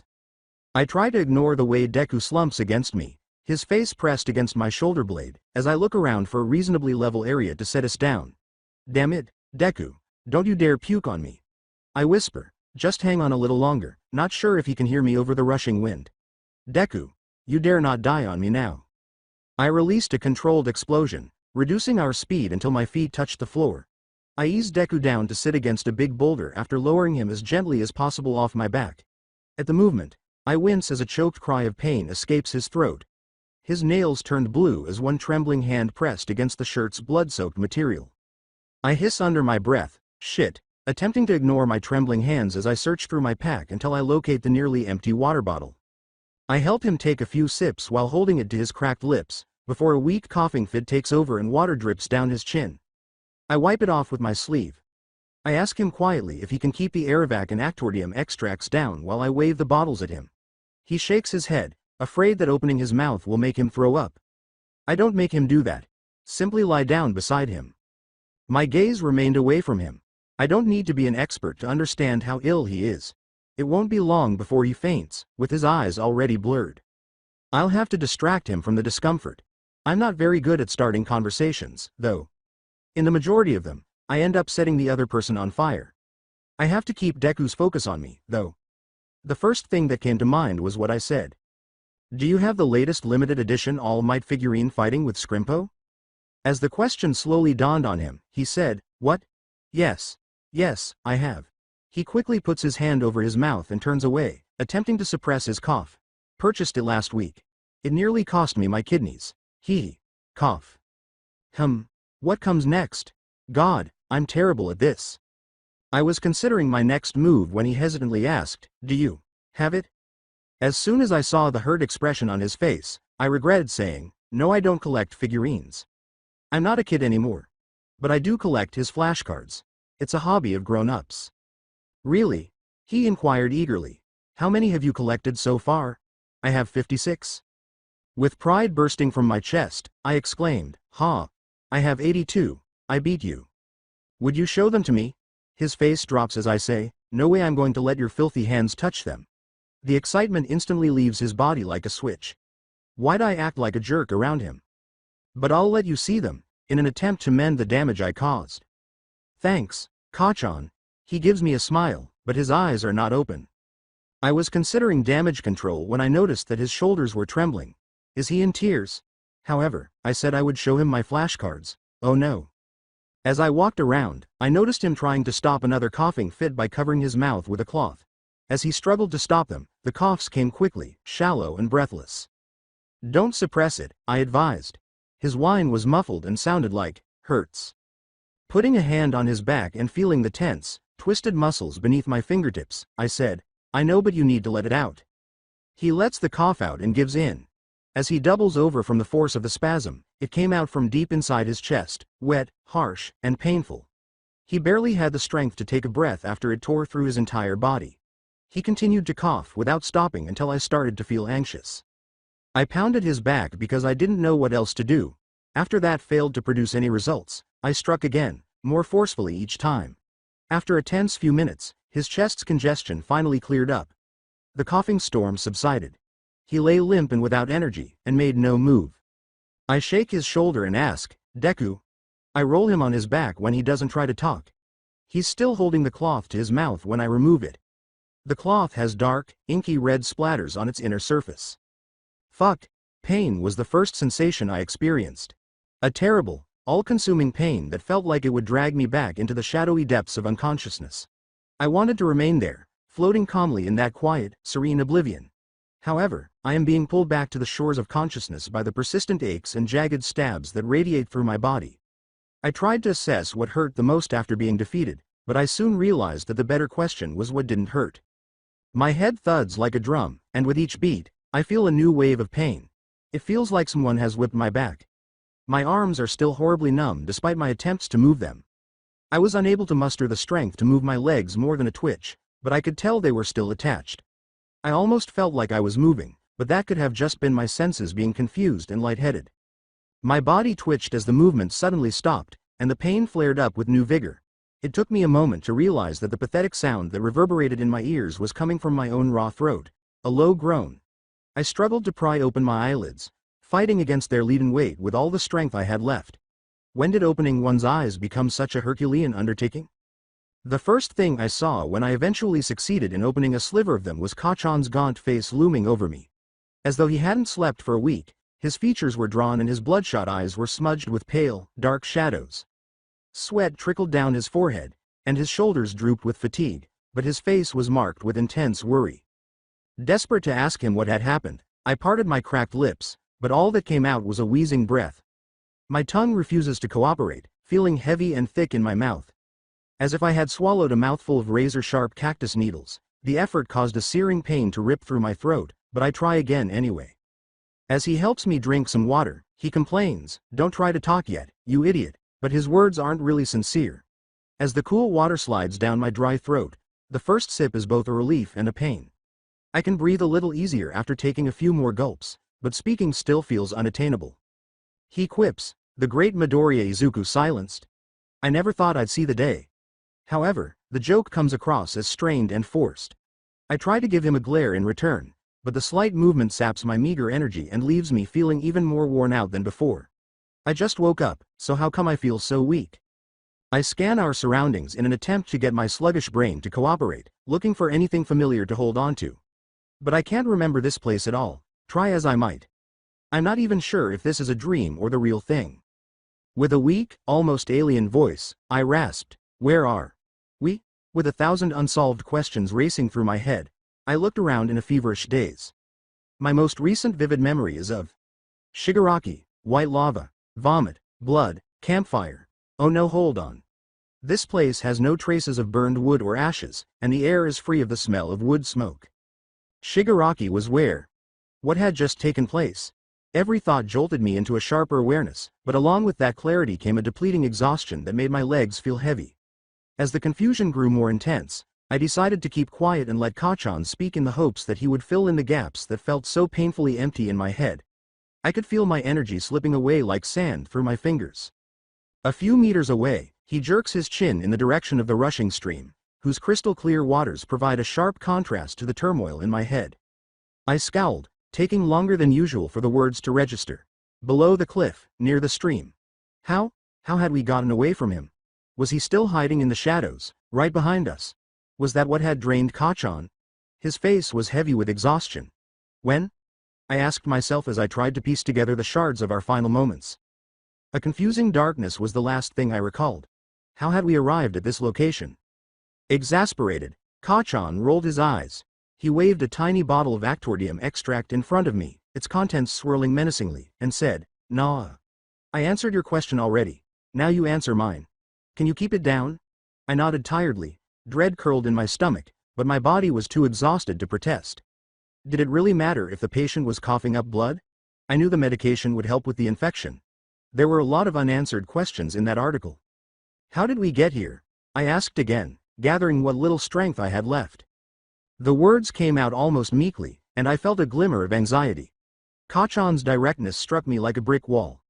I carried you, moron. How else?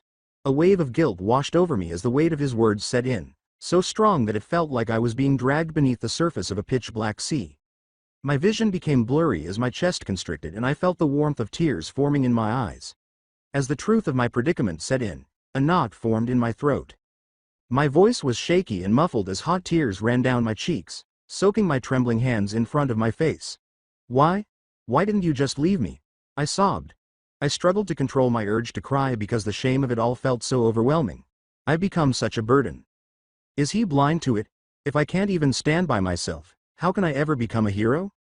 Who am I as a hero? I felt completely lost for a single moment, combining all of my worries, uncertainties, and incessant questions. In the back of my mind, I wondered if he ought to have simply left me. I am a hopeless mess, a lost cause who would only hinder him. The most important thing at the moment is finishing the assignment. That is what he must concentrate on. Why does he still accompany me here? For someone like me, why is he risking his life? I've always aspired to be strong, to defend my friends, and to stand tall with them, but at the moment, I'm just a burden and a barrier in his way. Between sobs, I choked out, "I'm so sorry," with regret in every word. He bellowed, "Damn it, I am not leaving you behind." He flicked my forehead lightly, but his touch seemed to spark hope. "You might be a burden, but don't you ever fucking say I'm not strong enough to carry your sorry ass. I'm going to be the #1 hero, and I'll never leave a man behind. Not even a useless nerd like you. Got it?" he said. Darkness swirled around us, but a weak, shaky smile forced its way to my lips. I started to ask about my bag, which was my only hope amidst this overwhelming chaos, but the pain brought me back to reality as I doubled over in a violent coughing fit. Unfazed and unrelenting, Kachan put a bottle to my lips. I tentatively sipped a few times, the hot water acting as a mild balm to soothe my raw throat. As the warmth grew inside of me, I managed to say, "Thanks, Kachan," with a slightly stronger voice. "I think I can walk on my own. You don't need to carry me anymore." I said this sheepishly to reassure myself and him that I wouldn't be a burden for long. He retorted, "Shut the fuck up," with hardly any hesitation. I couldn't help but smile at his antics and nod, appreciating his stubbornness despite the fact that it felt like a double-edged sword. "No one asked for your opinion. I'm not letting you slow us down even more. And you will follow my command. Remember? Good. Now hold still while I check your wound," he said, grabbing the bandage as if it were a trivial matter. I was overcome with panic. "No," I yelled, my voice breaking under the strain of my terror. "I can't let him see the wound because the skin around the stitches feels hot and irritated, and I'm already coughing up blood. He will realize how terrible things are if he sees that, and I can't do that to him." I had assured him that I wouldn't be a burden and that I would begin to walk. But here we are. I am being carried by him. My mind racing, I fumbled for an excuse. I begged with all the sincerity I could muster, "No, wait. Please. Kachan, I'm so tired. I don't want you poking at it again." The pain finally came down to a bearable level. "Can't we just rest a bit longer, please?" He gave in and said, "TCH, fine. We'll take a short break," his voice barely lifting the thick veil of anxiety. But you better not fucking die on me, you hear? With a sigh, I said, I'll do my best, as fatigue tugged at my eyelids. The minutes passed in a tense silence, with guarded thoughts and unsaid words. The question had been bothering me, and at last I plucked up the courage to ask it. Kachan. Where's my bag? I asked, in a soft but resolute voice.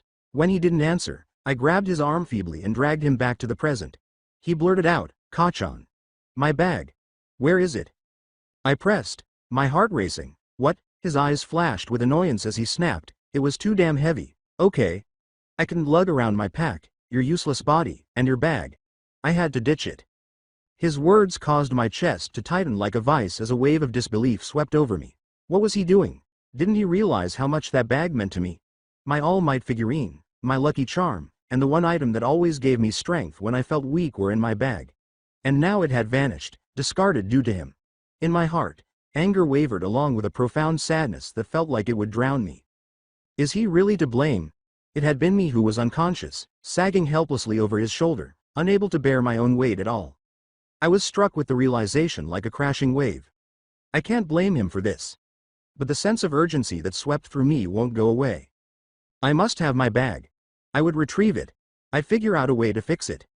I tried to push myself up, using what little strength I had left. The idea of reviving my lucky charm made me feel a strange energy surge. However, as I move, darkness twirls around the periphery of my vision, slinking in like an unwanted shadow and threatening to drag me down again. My legs shake under me, and I sense the world slanting, vanishing into a foggy haze of fatigue and terror. With his hands pressed firmly against my shoulders, Kachan attempted to push me back down, but with a new sense of urgency, I bat his hands away. My heart beats quickly, echoing my determination and blotting out the agony and the darkness that threatens to engulf me. Then he points to his own bag and shouts, I have everything we need right here. What's so damn important that you're willing to kill yourself over it? You wouldn't understand. I need my bag. Just leave me alone. He was never able to appreciate the worthwhileness of things that weren't physically useful. The world swayed perilously once more, a torrent of vertigo threatening to topple me, but before I could lose my footing entirely, Kachan seized my hand and held onto me fiercely. A glimmer of worry appeared in his eyes, but it was gone as fast. Yeah, try me. Tell you what, I looked in your precious bag, Deku. There was nothing important in there. So what are you hiding, huh? I yell, I want my lucky charm, my all-might figurine, you jerk. As I attempt to express the seriousness of the situation, the words erupting like a dam breaking and hot tears running down my cheeks. Did he forget? How was he unable to comprehend? It was more than just a dumb toy. It was the final one he gave me as a child before things became worse and dreams seemed much more real. His brows furrowed in disbelief as he gazed at me as though I had gone insane. His tone was scathing and contemptuous as he scoffed. Are you serious right now? You're telling me a dumb action figure is more important than completing our assignment? Than your dream? Yes. I exclaimed in a desperate and unvarnished voice. I saw the astonished look on his face and briefly felt a glimmer of victory as he exclaimed, it's more than just a toy. It's a reminder. A symbol of our friendship. Excellent. That figurine. How could he forget it? However, the ground seemed to tilt and sway under my feet as I attempted to turn away from him and stagger in the direction of where I hoped to find my bag. I blinked vigorously, but it did nothing to get rid of the spots dancing across my vision. My knees gave out, unable to bear my weight, and a vicious wave of vertigo swept over me. As the harsh ground rushed up to meet me, I pitched forward in a helpless manner. An agonized gasp of air was forced out of my lungs by the impact, and it turned into a series of painful, rattling coughs. As I fought to take a deep breath, the world flickered in and out of focus, and I felt his hands supporting me. Kachan said, use your head for once, you idiot nerd, his voice cutting through the pain's haze with increasing sharpness. His eyes flickered with a mixture of frustration and something deeper, something sorrowful, something I couldn't quite understand. Was it truly a lucky charm at all? After all we survived, after all the near escapes, do you really believe that some dumb piece of plastic is what saved us? That we were just lucky? You almost. He stopped. I wanted to respond, to let loose the tidal wave of emotions that was raging inside of me, but his expression stopped me. I started by saying, it's not just some dumb piece of plastic, Kachan, my voice trembling a little as I tried to express how deeply I felt. It's a symbol of our friendship. I hesitated, my heart pounding, trying to find the right words. Of everything we used to be. His voice is unusually soft, But I had a fleeting doubt. Deku, that figurine. It's not some magic talisman, okay. It's not what's been keeping you alive out here. That's all you. Your strength, your determination, your annoyingly persistent will to survive. Was that what he thought? Or is he merely saying those things to prevent me from returning? I broke down in tears and said, please, Kachan. I need that right now. He began to pace, ruffling his hair in that all too familiar way, frustration dancing across his features. Then, his intensity changed as he knelt before me. Then I'll get you a new one, a better one. A beat skipped in my chest. Really? I exclaimed, feeling a wave of incredulity. Do I still have dreams? Did he just promise to buy me one? Did he really want to replace something that meant so much to me? I muttered, thanks, Kachan, so as not to overthink it. I was wise enough not to ask him to clarify. It would probably be a bad idea to ask again. I didn't want to upset him further than I had already done. This unexpected turn of events made me feel incredibly grateful. Perhaps there were benefits to getting hurt. It opened doors I had assumed had long since closed. With a playful frown on his lips, he lifted an eyebrow. What the hell are you thanking me for? Despite my nervousness, I answered, for being a good friend, with genuineness. If you say anything like that again, you're dead, he responds, crossing his arms, and if you're as refreshed as you say, you'll have to stay awake. I don't want to get bored along the way. Now hop on. We have an assignment to complete. His face gave me a fleeting wince before he turned away, attempting to hide the pain. I had a sudden sense of urgency. He didn't have to shoulder the weight by himself just because I was having trouble moving. My mind was suddenly filled with ideas, and I couldn't resist saying, actually, I have a better idea. I started working on my plan with a sense of excitement. What if you carry me and use your quirk to fly? That way, you won't have to put pressure on your leg, and we can cover a larger distance together. Kachan laughed at the idea at first, but when does he ever agree immediately? But he finally gave in, his obstinacy giving way to my excitement. I focused hard on keeping us balanced as the wind whipped around us. But boy, was that a startling disaster when we took off for the first time. The force flung my stitches into disarray as soon as we took off. Oh! I exclaimed in agony, and then Kachan suddenly threw us back to the ground, where we got into a well-known quarrel. But I wasn't going to give up. I lied because I am the issue. I'm fine. I just looked at the ground from above. It's okay. I will just stare at the back of your head. To keep us stable, I have to maintain a rigid, straight back. We decided to try again, this time with his bag slung over his front, even though the second attempt was marginally better. It felt like we were fighting gravity itself, and balancing was a complete disaster. Nevertheless, I found answers as usual. My body screamed in agony during each trial, forcing me to rest for roughly 15 minutes. Fortunately, Kachan was nearby, and our arguments provided a pleasant diversion from the increasing pain that was pulsing through my chest and side. After what seemed like an eternity, I took a deep breath, swallowed some medicine, and declared, I'm ready to go. I even reached into his bag for a cloth to cover the coughs that threatened to burst out as my chest constricted, making it difficult to breathe. For a brief moment, everything was going surprisingly well as we took off again. I was unexpectedly attacked by a sharp cramp in my stomach. The hot, sharp pain sliced through me like a knife, repeatedly piercing my insides, causing me to double over in agony and scream out as our balance precariously faltered. Kachan, I choked out, my throat clenched in desperation. See, can we please take a break? The frantic throbbing in my head drowned out the words of the torrent of curses I heard him muttering. I sensed the change in elevation. A rapid drop that caused my heart to race with relief and fear. Thank heavens. I felt as though I was suffocating with every second that went by, and the pressure inside my head was about to blow up. Take a breath. Kachan assisted me in leaning against a nearby boulder when we eventually touched down. As soon as I sat down, a shock went through my body and I let out a cry. I winced as the impact jarred my injuries. Kachan was there, however, and offered me a bottle of water. A few quick sips gave me a brief moment of comfort by calming my stomach a little. But I shook my head angrily when he waved the medicine bottles. The sight of those liquids made my stomach turn and roll, as if it would burst at the very sight of them. Fortunately, he saw my expression and didn't press the matter. Just when I felt like I might drown in the throbbing in my head, Kachan interrupted the silence with a surprising question. Do you have the latest limited edition All Might figurine battling Scrimpo? What? I blinked, surprised at how arbitrary it was. However, the question started to become clear. Yes, I have it, I cried, my excitement rising in spite of the discomfort. I bought it last week. It almost cost me my kidneys. I covered my mouth quickly, but a coughing fit still came out, so I had to turn away to try to stop it. Said Kachan. Oh, I see now. Despite the throbbing ache in my body, I felt a twinge of gratitude for his attempt to divert my attention from the pain. Still feeling vulnerable, I ventured cautiously, do you have it? With a note of pride in his voice, he shot back, no, I don't collect figurines. I'm not a kid anymore, but I do collect All Might flashcards. It's a hobby for grown-ups. Really? I asked, my interest sparked and my tone began to return to one of excitement. How many have you collected so far? I have 56. His chest swelled with a faint sense of pride that only he could summon. I have 82. I beat you, he shot back. As my thoughts shifted from pain, I eagerly asked, would you show them to me?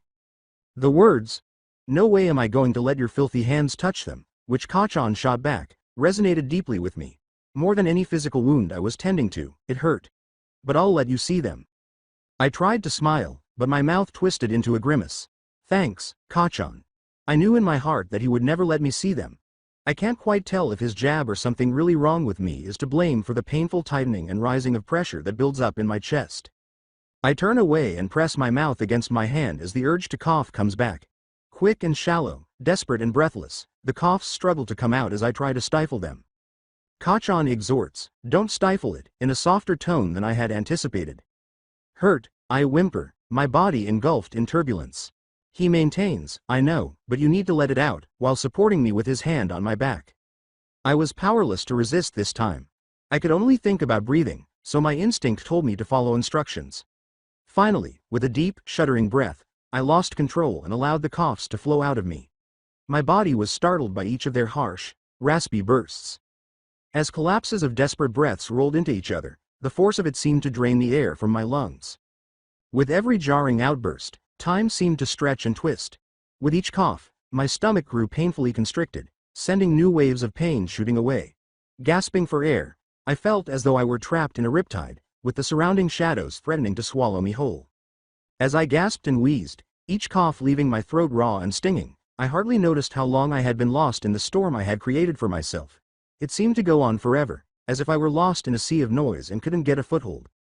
I could feel the world vanishing at the edges during those chaotic moments, turning into a blurry background of colors and shapes. The violent coughing finally died down into a labored wheeze, as if the fit had taken its toll. As though I were floating far above the ground, I lay there on the ground, completely exhausted, my head swimming in a dense fog. My senses had started to short-circuit. A ringing sound from a distance reverberated in my ears, and the edges of the world grew darker. My heart was coiled with desperation. It was all I could do to hold on to the air that was left. I couldn't bring myself to take a full breath. Every shallow breath was a struggle until I sensed a change in myself. With his firm hand on my shoulders, Kachan's presence served as a constant reminder that I wasn't alone in the midst of this overwhelming feeling. I shake his shoulder and ask, Deku. I roll him on his back when he doesn't try to talk. He's still holding the cloth to his mouth when I remove it. The cloth has dark, inky red splatters on its inner surface. Fuck, his eyes were wandering, as though he was trying to find something that was just out of reach. In an attempt to get his attention, I snapped my fingers in front of him. Although he blinked and his eyelids fluttered slowly, his expression was uncomfortably blank.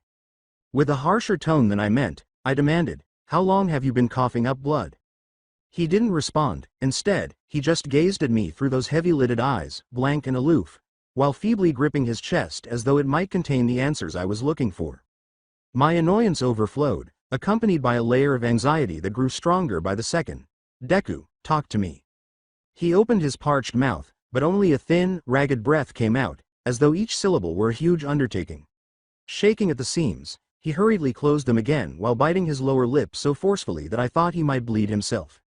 Silently, a few tears ran down his cheeks, revealing the silent agony he was doing his best to hide. His body arching as he kneaded at his chest, he gasped sharply and screwed his eyes shut in a wince that made my stomach turn. My heart ached for him, a visceral sense of helplessness tearing at my throat as more tears trickled down and found their way to the side of his face. I touched his forehead and felt the heat radiating from him. His fever had clearly increased. The clamminess that had previously characterized his skin had long since vanished, leaving behind a dry, intense heat that made my mind race. Dehydration. How could I have missed it earlier? The guilt was a constant itch that would not go away as it tore at my insides. As I watched him struggle, those heavy-lidded eyes full of pain and confusion, every second seemed to drag on forever. I'm no medical professional, and I don't have a miracle remedy for this. What am I aware of regarding dehydration? I can't just make an IV in the middle of nowhere, is it? However, I couldn't allow those thoughts to consume me. No, just concentrate. He needed me to calm him down. Panicking wouldn't help. I can give him water, but I can't fix everything. The solution is simple, only a little water. I inhale deeply to brace myself before gently lifting his head and holding it in my hands. I bring the water to his lips and watch as he winces. Come on, Deku, I insist, my voice steady despite the chaos roiling inside of me. Just sip a little. My insides twitch with worry, but I suppress it by speaking in a calm voice. Good, that's good, I say, maintaining a steady tone of voice. A little more. I continue to tilt the bottle. Too far away. His eyes enlarge instantly, and the water rushes down too fast. I snatch the bottle away as the remaining water splashes out in chaotic arcs, and he splutters and gags violently as the liquid goes down the wrong way. As the gagging turns into a violent coughing fit, panic shoots up my spine. Well, I just made things worse. I am powerless to stop Deku from curling in on himself, every muscle in his frail body tensing up against the force that seems to be tearing him from the inside out. As pain and suffering pour out of him in raging waves, I watch his strength disintegrate piece by piece, leaving behind a quivering shell that appears so much smaller than it was just a moment ago. He whimpers, sorry, Kachan, a gentle entreaty that further encircles the knife. I instinctively hold his head in my lap, wanting desperately to provide him with some measure of solace. My voice has a low, steady cadence that is intended to ground him in the midst of the chaos. Shh. Don't talk. Just focus on breathing, I urge. Once you have some Arovac extract in you, the pain will recede. However, as though my words had slipped by him unnoticed, he trembles violently, caught in his own tornado of regret and terror. His eyes flutter as he fights to stay conscious, blinking more slowly than the last, and his words slur and fade with exhaustion. I'm sorry for slowing us down, he says. Hey, you're not allowed to do that, you hear? I say quietly as I look around for my bag, my heart racing. However, as my eyes dart across the floor, panic flares up inside of me like a wildfire. What happened to it?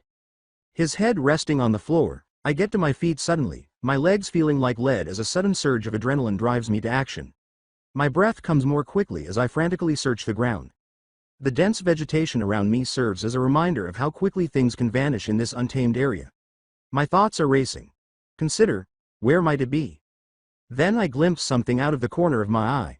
A distinct edge of my bag, half hidden by a tangle of undergrowth. But my heart sags as I get closer. Not only is it lying there, but a small, furry creature has grabbed it and is dragging it awkwardly across the forest floor. I don't have time to think, so I follow it, desperate with every step as it pulls my bag deeper into Kinnigan Hill's thicket. A short distance ahead, I see the unkempt raccoon-like creature, dragging my bag toward a maze of roots and underbrush, its bright eyes gleaming mischievously. Hey, that's mine, I exclaim, encouraging my legs to move more quickly. The knowledge that this bag contains more than just the medication makes my heart race. Yes, the extract is essential, but our certificate of completion for this year at UA is also inside that same bag. Our arduous efforts to survive Kinnigan Hill are in vain without Aizawa-sensei's signature. All of this suffering, the lessons, the training, the challenges we've encountered, will be in vain if I can't get it back.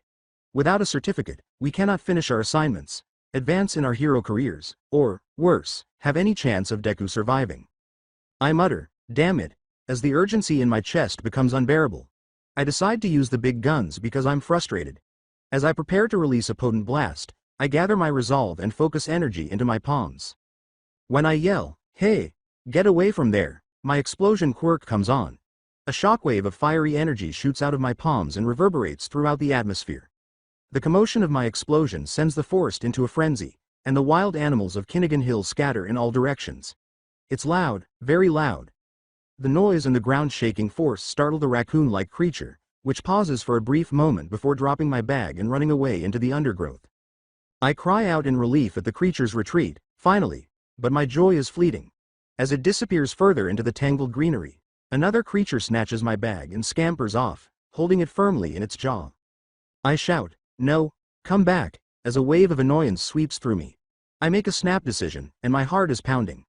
I quickly cover the distance by setting off another burst of explosions as I pursue, not giving the consequences much thought. I advance with each blast, my heart pounding as I get closer to the monster. I see that despite its clumsy appearance, this would-be thief is surprisingly nimble, darting in and out of the underbrush with a leaping grace. I yell, "Come back here," as I attempt to bridge the distance, my voice resonating in the thick undergrowth. I push myself to the limit, squeezing between the dense tree trunks and the colorful undergrowth, each step a last-ditch effort as my annoyance grows. I cannot allow this creature to destroy everything that is important. Although it's thrilling, my body is under stress. Only a few more blasts later, fatigue starts to set in. As the beast makes another abrupt turn and leads me farther into the forest, the air is heavy with the smell of damp earth and wildflowers, tainting my concentration with jumbled tactile memories. The energy drains from my limbs. I think about how peaceful this hill should be, with only the sounds of nature to break the silence, but here I am, running after a small animal through a maze of colorful foliage that seems intent on slowing me down. The underbrush is thickened by wild blackberries, whose prickly tendrils create a natural barrier to my progress, and the vines hang between the trees like curtains. I mutter curses as I weave through stands of tall grass and wildflowers, my hands grazing blossoms that sway softly behind me. Every second seems to be a ticking clock, reminding me of how urgent Deku's condition is and how risky our assignment is. I close the distance and take down the creature with a final explosion, snatching the bag as it makes its last run. My heart is racing from the exertion and the fear of being pointlessly separated as I fall heavily to the forest floor, panting and gasping for air. Even though I have the bag firmly in my hands, I still feel a sense of dread. I can't waste any more time getting better. I clamber to my feet and draw the bag near me. "Deku," I murmur as I look around. I feel momentarily lost in the vastness of Kinnigan Hill as the thick canopy of branches above me obscures my sense of direction. This place feels more like a crazy maze than it did before, and I have no idea where Deku is. Now that the chase's adrenaline has worn off, I'm feeling exhausted. I take a deep breath to recenter myself, driven only by the urgency of Deku's condition. I must concentrate. I check for the Aerovac extract after unfastening the bag. I am relieved to see the bottle safely inside, but then the situation hits me hard. Without direction, I run the risk of getting lost and wasting valuable time. When Deku is struggling out there, I can't afford to waste time. With my heart thumping like a war drum, I launch myself into the air. I must locate the stream in order to lock onto my destination. I search desperately for any indication of that stream, but the forest is thick and convoluted, a never-ending sea of green. With desperate strength, I propel my body upward and soar high in the air. There. I make a hard landing and run after the trickling stream. My legs feel like rubber and my lungs are burning. I'm getting tired and my body isn't sweating enough to create a strong explosion that could keep me in the air or speed up my journey. I must therefore stay on the ground. I can't get the image of Deku's face contorted in coughing pain out of my head. He seemed to be losing the world as his eyes fluttered shut. "No, hold on, I'm so exhausted, please, Kachan." Weary or trying to avoid the truth? Is he under the impression that I won't notice the stitches and the infection that's infiltrating him? Is he assuming I'm too dim to see? "I do not want you to prod it once more." At last, the pain subsided to a manageable level. How does he define a bearable level? Is he even able to define that? All I can think about right now is how slowly this is going. Every second feels like an agonizing eternity. I just want to finish this assignment as soon as possible, give Deku to Aizawa-sensei or the hospital, whichever I find first, and be done with this whole mess of emotions. I want to scream and shake him out of this complicated situation. I'm tired of it. I'm exhausted. I'm really chilly. My desperation is fueled by Deku's rattling breaths and his pale face, which haunt me. Never before have I pushed myself so hard, experienced such fear, or felt icy tendrils encircling my heart. This is unbearable. I've had enough of his dumb game. Pretending he is fine only exacerbates the fact that he is not. I want to scream at him to stop acting brave and shake him. I want to shout, "You're not fine. Look at yourself." Right in front of him. Then I stop, though. Is he really to blame for this? I've always pushed him away and pretended to know everything while he's been there attempting to hang on. I have to watch him put on this brave front how many times? It simply bothers me. How can I expect him to reach out if all I do is push him away? I detest feeling so powerless. It feels like I'm losing him again, and I can't allow that to occur. I will not allow that to occur. Long shadows are being cast through Kinnigan Hill's dense canopy as the sun starts to set. The forest had changed from being a straightforward setting for a task to something much darker. Frantic worry clutches my chest as I run through the underbrush, my heart pounding. I finally skid to a stop, bending over and gasping for air as my heart races. I look around, desperately trying to find him, but he's not there. I yell in frustration and panic, "Are you fucking kidding me? Where in the world did he go?" I get no response from anything but the bubbling stream and chattering birds. I make the decision to drink some water before beginning another desperate search. Desperate to take a sip from the stream, I lean low. I gulp down the crisp, cool water while cupping my hands. It calms my dry throat, but it doesn't stop the storm that's brewing inside of me. I'm about to head back into the woods when I notice something that chills me to the bone. The small, disorganized office of the dilapidated police station was bathed in a drab glow from the sporadic flickering fluorescent lights. Motes of dust danced in the limited light, and the faint smell of mildew blended with the smell of stale coffee. With his long, untidy hair cascading over his dark, weary eyes, Aizawa Shota sat slouched in a peeling vinyl chair. The officers bustled around him, their voices low but tinged with urgency, and his casual clothes, a dark hoodie and cargo pants, stood in stark contrast to their stiff uniforms. As he waited for the responsible officer to recognize him, he folded his arms across his chest and leaned back. Officer Nakahara Shiro, a man in his 40s with a tired face and a hint of worry in his voice, finally looked up from a stack of reports strewn all over his desk and asked, "So, you're saying you're here to keep an eye on your students?" Aizawa nodded, a stoic face with a hint of pride in his eyes. "Yes. They're working on an assignment on Kinnigan Hill, and there's been some strange activity in the area lately. I want to make sure they're safe while they find the clues." Intrigued, Nakahara arched an eyebrow. "What kind of strange activity? Is it related to that thief or murderer everyone's been muttering about?" Aizawa leaned forward a little, his eyes narrowing. "Exactly. The locals have mentioned some odd thefts, items disappearing from nearby homes and shops. Nothing major, but there's a growing sense of unease. At the same time, locals have reported sightings of a cloaked figure lurking in the woods at night. My job is to help you find whoever is behind this before my students move to the next area." The officer appeared thoughtful as he tapped his pen against a notepad. "How do you know where they are? How will you know at what stage they're in their assignment? Have they found any clues yet? Or are they still looking for them?" Aizawa's expression changed as he went into further detail. "The trick to finding the clues is alerting me when they stumble upon something noteworthy. Each clue leads to the next clue and will earn them something essential. The first clue is located on the eastern side of the hill. They'll need a whistle to distract the bird and grab the key. I already heard one when we started. One of the students blew it. The reward for finding this clue is an emergency kit, something imperative for any unforeseen troubles." "Interesting," thought Nakahara as she took notes, and then? "The second clue is situated on the northern side of the hill, where they'll need to be aware of the crocodiles. I saw a few hurrying down the lake on the second day. Likely scattered by something they must have done. So, I know they found it. Upon discovering this clue, the reward for the students is a flare gun, an important tool for signaling if they find themselves in a pinch." Nakahara was intrigued and asked, "And what about the third clue?" "Ah, that's why I am here, on the southern side. They'll need to set a tree on fire. Since I haven't seen any smoke coming from the forest, I'm pretty sure they're here. Once they find the clue here, they'll get their hands on a sturdy rope. This will be crucial for their next objective, as they will need it to ascend to the mountain's peak where the final prize is located. They need to be prepared for that climb. It won't be easy." Looking out the dirty window at the far-off silhouette of Kinnigan Hill, Nakahara acknowledged, "Sounds like they have quite the adventure ahead of them. So the final prize is at the mountaintop. What are they supposed to do when they get there?" "Once they reach the top, they'll have to find a specific, unique plant. The idea is to teach them more than just about the physical exercises. It's about overcoming challenges and working together.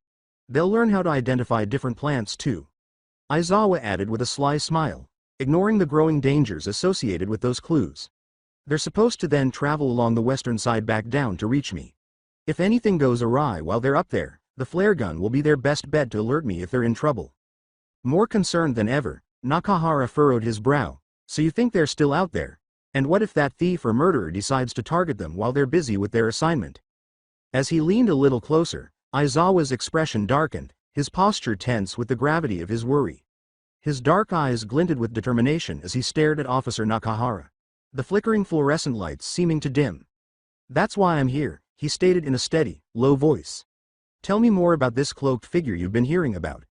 I need all the details you have, so I can help you find it before I move to the next spot. As Nakahara realized how serious Aizawa's request was, he moved in his chair. Well, he began, taking a deep breath. There have been multiple sightings over the past few weeks. Most of them come from the folks living near the base of Kinnigan Hill. They describe this figure as tall, with a hood obscuring its face. Sometimes they see it moving swiftly through the trees. Other times, it's as if it's lurking just out of sight. In the last week, minor thefts suddenly escalated into something unimaginable. We found a body, slashed in half, near the base of the hill. People are spooked. These locals aren't the superstitious type.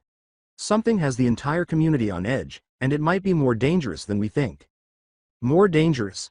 Aizawa inquired, his tone laced with curiosity rather than skepticism. What do you mean? There have been whispers. Nakahara leaned in perspicaciously. Some think the dark figure is connected to the man's death. Others say it might be a local gang using the mountain as a hideout. Whatever it is, it has people scared to even take a walk in the woods near the base. He wrinkled his brows at Aizawa. Can you imagine if your students stumble across that? Aizawa's face became a little more stern. They won't, if I can help it. But this is a learning experience. They'll be fine. They've faced challenges that would fracture most adults. I assure you, they're not just any students. They belong to UA High School. They've faced villains and have training that goes beyond what's expected of ordinary teenagers. Nakahara nodded, but his eyes were still filled with uncertainty. I just hope they stay safe. We can't afford for anyone else to get hurt, especially not kids. Aizawa went on, mark those key areas where the sightings have occurred, and I'll make sure to factor that into my approach. The officer, inspired by Aizawa's decisiveness, took a marker and marked the areas on a large map that was hanging on the wall behind Nakahara. Aizawa squinted as he thought of a strategy. We need to gather more manpower. I want you to call in additional officers. Any support you can get. We'll need to establish a perimeter around this area. With a hint of doubt in his voice, Nakahara questioned, you really think this could lead to a confrontation? I do, said Aizawa. The reports of that hooded figure have spooked the locals, but I think it's time to draw him out. We can use bait to attract him, something that would seem like an easy target. Bait? Nakahara repeated nervously, but what do we use? Something attention-grabbing but safe. Maybe a vehicle with visible items inside, a backpack or gear that would entice a burglar, suggested Aizawa. We'll place it in an area that's been reported as a hotspot for sightings, somewhere the figure might feel comfortable taking the bait. Nodding, Nakahara started to see the value in Aizawa's suggestion, and once he shows up? Aizawa's mind was racing with the specifics as he explained, once we have him in sight, we'll be waiting in the trees, concealed. Your officers will close in as soon as we confirm it's him. Okay, said Nakahara, gritting his teeth. I'll start calling in units now. This could be a game changer. A ghost of a smile twitched up one corner of Aizawa's mouth. Good. Just make sure your officers are cautioned. We're dealing with something that's already proven to be deadly. Be ready for any outcome. Aizawa stood by the door and looked out toward Kinnigan Hill as Nakahara picked up his phone to begin making calls. The sun had vanished entirely, and the sky was covered in a blanket of stars that glowed menacingly. Aizawa couldn't get rid of the sense that they were getting closer to something both necessary and ominous as the mountain loomed in the darkness. Aizawa urged, let's do this quickly, returning his attention to the officer. Night falls fast around here, and we need to act before he slips into the shadows again. Despite knowing that they were entering a dark realm with secrets best left in the past, they worked together to carry out the plan. However, Aizawa was adamant that he would not allow fear to control the night for the benefit of his students and the community. The night had dragged on, tense and full of expectation. Aizawa, Officer Nakahara, and a number of other officers were hiding in the brush that surrounded Kinnigan Hill, waiting. With their hearts pounding and their eyes straining against the unbreakable darkness, they were ready and poised, waiting for the smallest hint of the cloaked figure they had set up to bait. However, as the hours passed, the air became quiet, broken only by the distant sounds of the night, such as the rustle of leaves, the chirping of crickets, and the owl's hoots. Although the officers exchanged anxious looks, a feeling of defeat descended upon the group as the first signs of dawn appeared on the horizon. Nakahara said, looks like we've missed him, with a heavy tone. We've waited all night, and he didn't show. For a moment, Aizawa kept quiet, his mind racing. He had been sure that baiting would attract the shadowy figure, but now they had nothing. At last, he stated, we need to regroup, in a steady but worried tone. Let's head back to the station and analyze what went wrong. Day 4 of the assignment. The early morning light filtered through the windows as they made their way back to the police station, shedding light on the strewn about case files and the remains of coffee cups. Aizawa sat down across from Nakahara, his face etched with exhaustion. I need details about the dead man found near Kinnigan Hill and the individuals who reported the thefts. There's something personal about all of this. If it weren't, why didn't he show himself last night? Aizawa said in a raspy voice. After a moment of hesitation, Nakahara took out a folder. The deceased was a local historian who had been researching the hill's history. And the victims of the thefts, they are all connected either through long-standing ties to the area or through their involvement in preservation groups. It seems he's targeting a specific community. Leaning closer, Aizawa flipped through the reports. His suspicion that there was more to the story than straightforward burglaries was confirmed by the deeper tension that permeated each account. Okay, we need to formulate a new plan.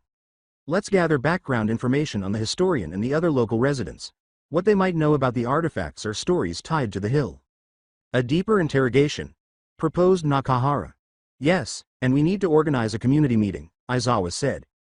We should ask the residents about their connections to the deceased and see if anyone is aware of any threats or unusual behavior leading up to the thefts. This isn't just about catching someone, it's about understanding what he wants and why. Nakahara agreed, making notes. Right. A community approach could work, she said.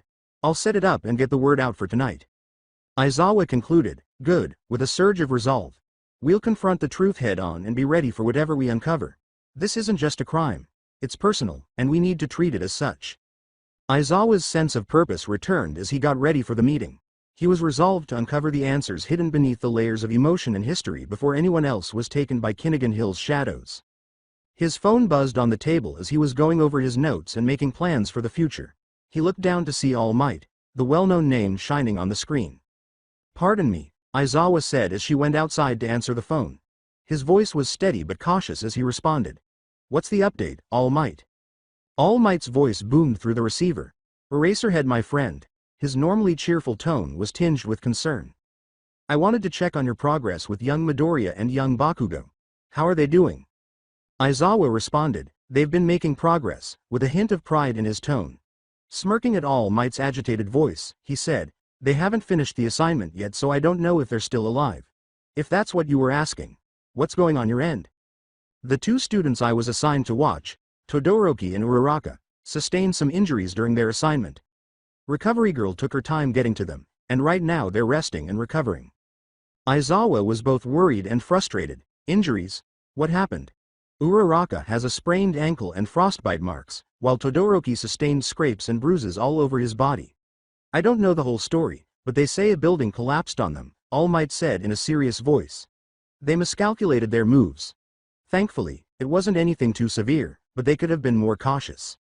With the burden of responsibility pressing down on him, Aizawa massaged his temples. I'll have to check in on them later. Teamwork is critical, especially with the threats we're dealing with. I hope they're learning from this. All I can say is that both Todoroki and Uraraka are resilient, says All Might. If you need backup, don't hesitate to call. I won't, was Aizawa's pledge. I'll keep you updated on our progress. I awoke to the gentle sounds of nature. The gentle gurgle of a stream and the lovely melodies of birds drifted through the air all around me. Even though the world was welcoming and bright, I didn't feel at all at ease. The pain glowed everywhere as I opened my eyes and let out a choked moan. At first, everything around me was hazy, like a fog encircling my head. I blinked a few times in an attempt to clear the fog. The world was spinning faster than the roller coaster ride I had with Kirishima, so it was a bad idea to try to keep my eyes open. It stabbed somewhere at my temple, like someone was actively bludgeoning me, and I choked back a cry. As the pain spread like wildfire, I breathed heavily, God, please let me faint once more. I had to blink a few times to get my surroundings straight, but when I did, the panic struck me like a kick to the stomach. Kachan is where? Was he not present? He was stating. I felt as cold as water when I finally understood. When did you start coughing up blood? A sharp pain. Somewhere in my chest this time. I groaned as I forced myself to sit up, even though I knew I shouldn't. Pain exploded on my side, and I gasped, instinctively pressing my hand against the wound. As I looked around, the uneasiness in my stomach turned into something more sinister. I croaked, Kachan? In a strained whisper that echoed back at me like a harsh reminder. Nothing. I squinted against the intense sunlight as I forced myself to look around. There was no sign of Kachan, but a few trees stood tall nearby, their leaves glistening gently in the breeze, and the stream glistened like diamonds. Every second that went by without seeing any sign of Kachan was like a burden pressing down on my heart. My whole body ached viciously, and even though I tried not to lose hope, I couldn't help but think that perhaps, just possibly, this was it. Had he given up on me permanently this time? Like a vice, the persistent self-doubt encircled me. He had repeatedly assured me that he would not abandon me in this place. However, things were very different now. I could sense it in every fiber of my being. I was too broken, too far gone. Was the truth finally clear to him? Had he come to the realization that I was nothing more than a burden? I muttered to myself, no, it can't be, while defiantly shaking my head. I crawled painfully across the ground, dirt and grit digging into my palms, feeling sick. He's here somewhere. I just need to find him. Every breath was a sword through my abdomen, every irregular heartbeat a knife in my head, and agony was a fume that clawed at me from the inside out. I must get up. I'm aware that I must. I leaned against a nearby tree, the rough bark scraping against my aching back, and took a deep breath that felt like it might shatter me. My legs trembled wildly as I struggled to stand. At last, the pain became too much for me to bear. With each breath, I felt agony, and the shock of electricity from a cord in water made me wonder if this was worse than dying. I was stubbornly determined to wriggle myself out of the call of oblivion, and the only things that kept me awake were sheer willpower and the scathing gift of adrenaline. I'm not going to faint. I can't faint. I steeled myself and tried to stand again, taking a deep breath that seemed like a tremendous effort. I can't stop, even though my body is screaming for me to do so. I have to endure the pain and keep going if Kachan is out there. With my teeth clenched and my arms uselessly grasping at the middle as though it would ease the pain, I let out another hoarse, broken sound. It felt so exhausting to just move, damn it. With my limited mobility, how in the world am I going to locate him?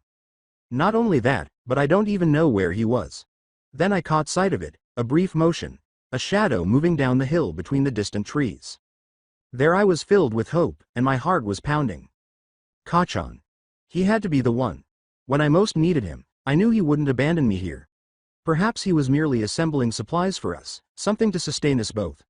I felt so foolish for having doubts about him and for allowing those sinister ideas to enter my head. Anxiety-induced tears had previously obscured my vision, but now they fell freely, this time, tears of relief, as a wave of relief swept through me. Kachan! I exclaimed, my voice cracking as the words escaped my mouth. I pushed through the pain and began to walk in the direction he had taken. Even though every step was excruciating, I was driven forward against all odds by the prospect of finding Kachan. I staggered, swaying a little, but I only had that shadow and that hope in my mind. I'm coming, I yelled, my voice blending with the forest sounds as I continued, determined that he wouldn't abandon me. I refused to think about anything else. Even though every pain in my body begged me to stop, the idea of him out there, gathering something, well, it made me feel a fierce determination that I hadn't felt in a long time. My heart pounded with excitement as I got closer to the shadow, but when I realized the difference, it was painfully constricted. He turned and saw a figure that was too tall and too imposing, with a cloak that billowed around him. Suddenly, the warmth of hope I had been holding onto felt heavy and out of place as the realization hit me like a cold wave. I became more curious, but I also became cautious.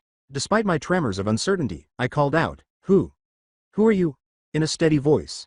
When he slowly lowered his hood, the sun caught his features, exposing a beautiful and sharp face with clear gray eyes that sparkled like quartz and thick black hair that framed a striking countenance. Although he appeared youthful, his bright eyes betrayed a weight of experience. "I could ask the same to you," he said, his face displaying a hint of surprise. "What brings you to these woods, injured and alone?" I started to say, but before I could finish, I started coughing so hard that I had to double over and fall to the ground, gasping for air. The stranger rushed over to me, his face changing from interest to worry. He knelt next to me and grounded me with his presence while I fought to control my breathing. "Hey, just breathe." He carried me to a more protected area beneath the trees, holding me in his arms with a firm but gentle grip. "You, young man, have a very high fever and you're severely dehydrated, but I know exactly what you need right now," he said with assurance. He swiftly collected different leaves from all around us, inspected them with a trained eye, and then crushed them in his hands. "Here, chew on these," he said, putting the concoction near my lips. I bit down on the bitter mixture and complied, hoping he knew what he was doing. "They'll help ease your pain and help you breathe better." Somewhere in the back of my mind, I became aware that I was almost writhing, as if I had been set on fire. However, the fire was inside of me, and I had no idea how to put it out, but I hoped that someone would. How long it took for the fire to cool is unknown to me, but after what seemed like years, I sensed the fire starting to die down and turning into a small wildfire. Even though the change was minimal overall, I let out a sigh of relief and let out a hoarse breath as the pain lessened. The stranger asked, "Feel better?" And I lay there completely exhausted, managing a feeble nod. He sat next to me, and even though I could see the discomfort on his face, I was too tired to smile or engage in small talk. I felt more exposed than ever as the chilling air's weight combined with the heaviness in my chest. I was gasping for air when a sharp pain suddenly pierced my chest. I tried to relieve the pain by pressing my hands against my ribcage as my body arched uncontrollably. Tears escaped from my tightly closed eyes as unrestrained. Raw sobs escaped my lips. I felt completely alone in that agony, and the moment felt desperate. The stranger looked at my condition and appeared to be caught between confusion and sympathy. "I want to ask what happened to you, but I know you're not in the right condition to talk. So just nod or shake your head, all right?"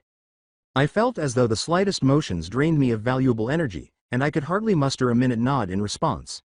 As he started to make more of the medication he had given me earlier, the worry on his face subsided.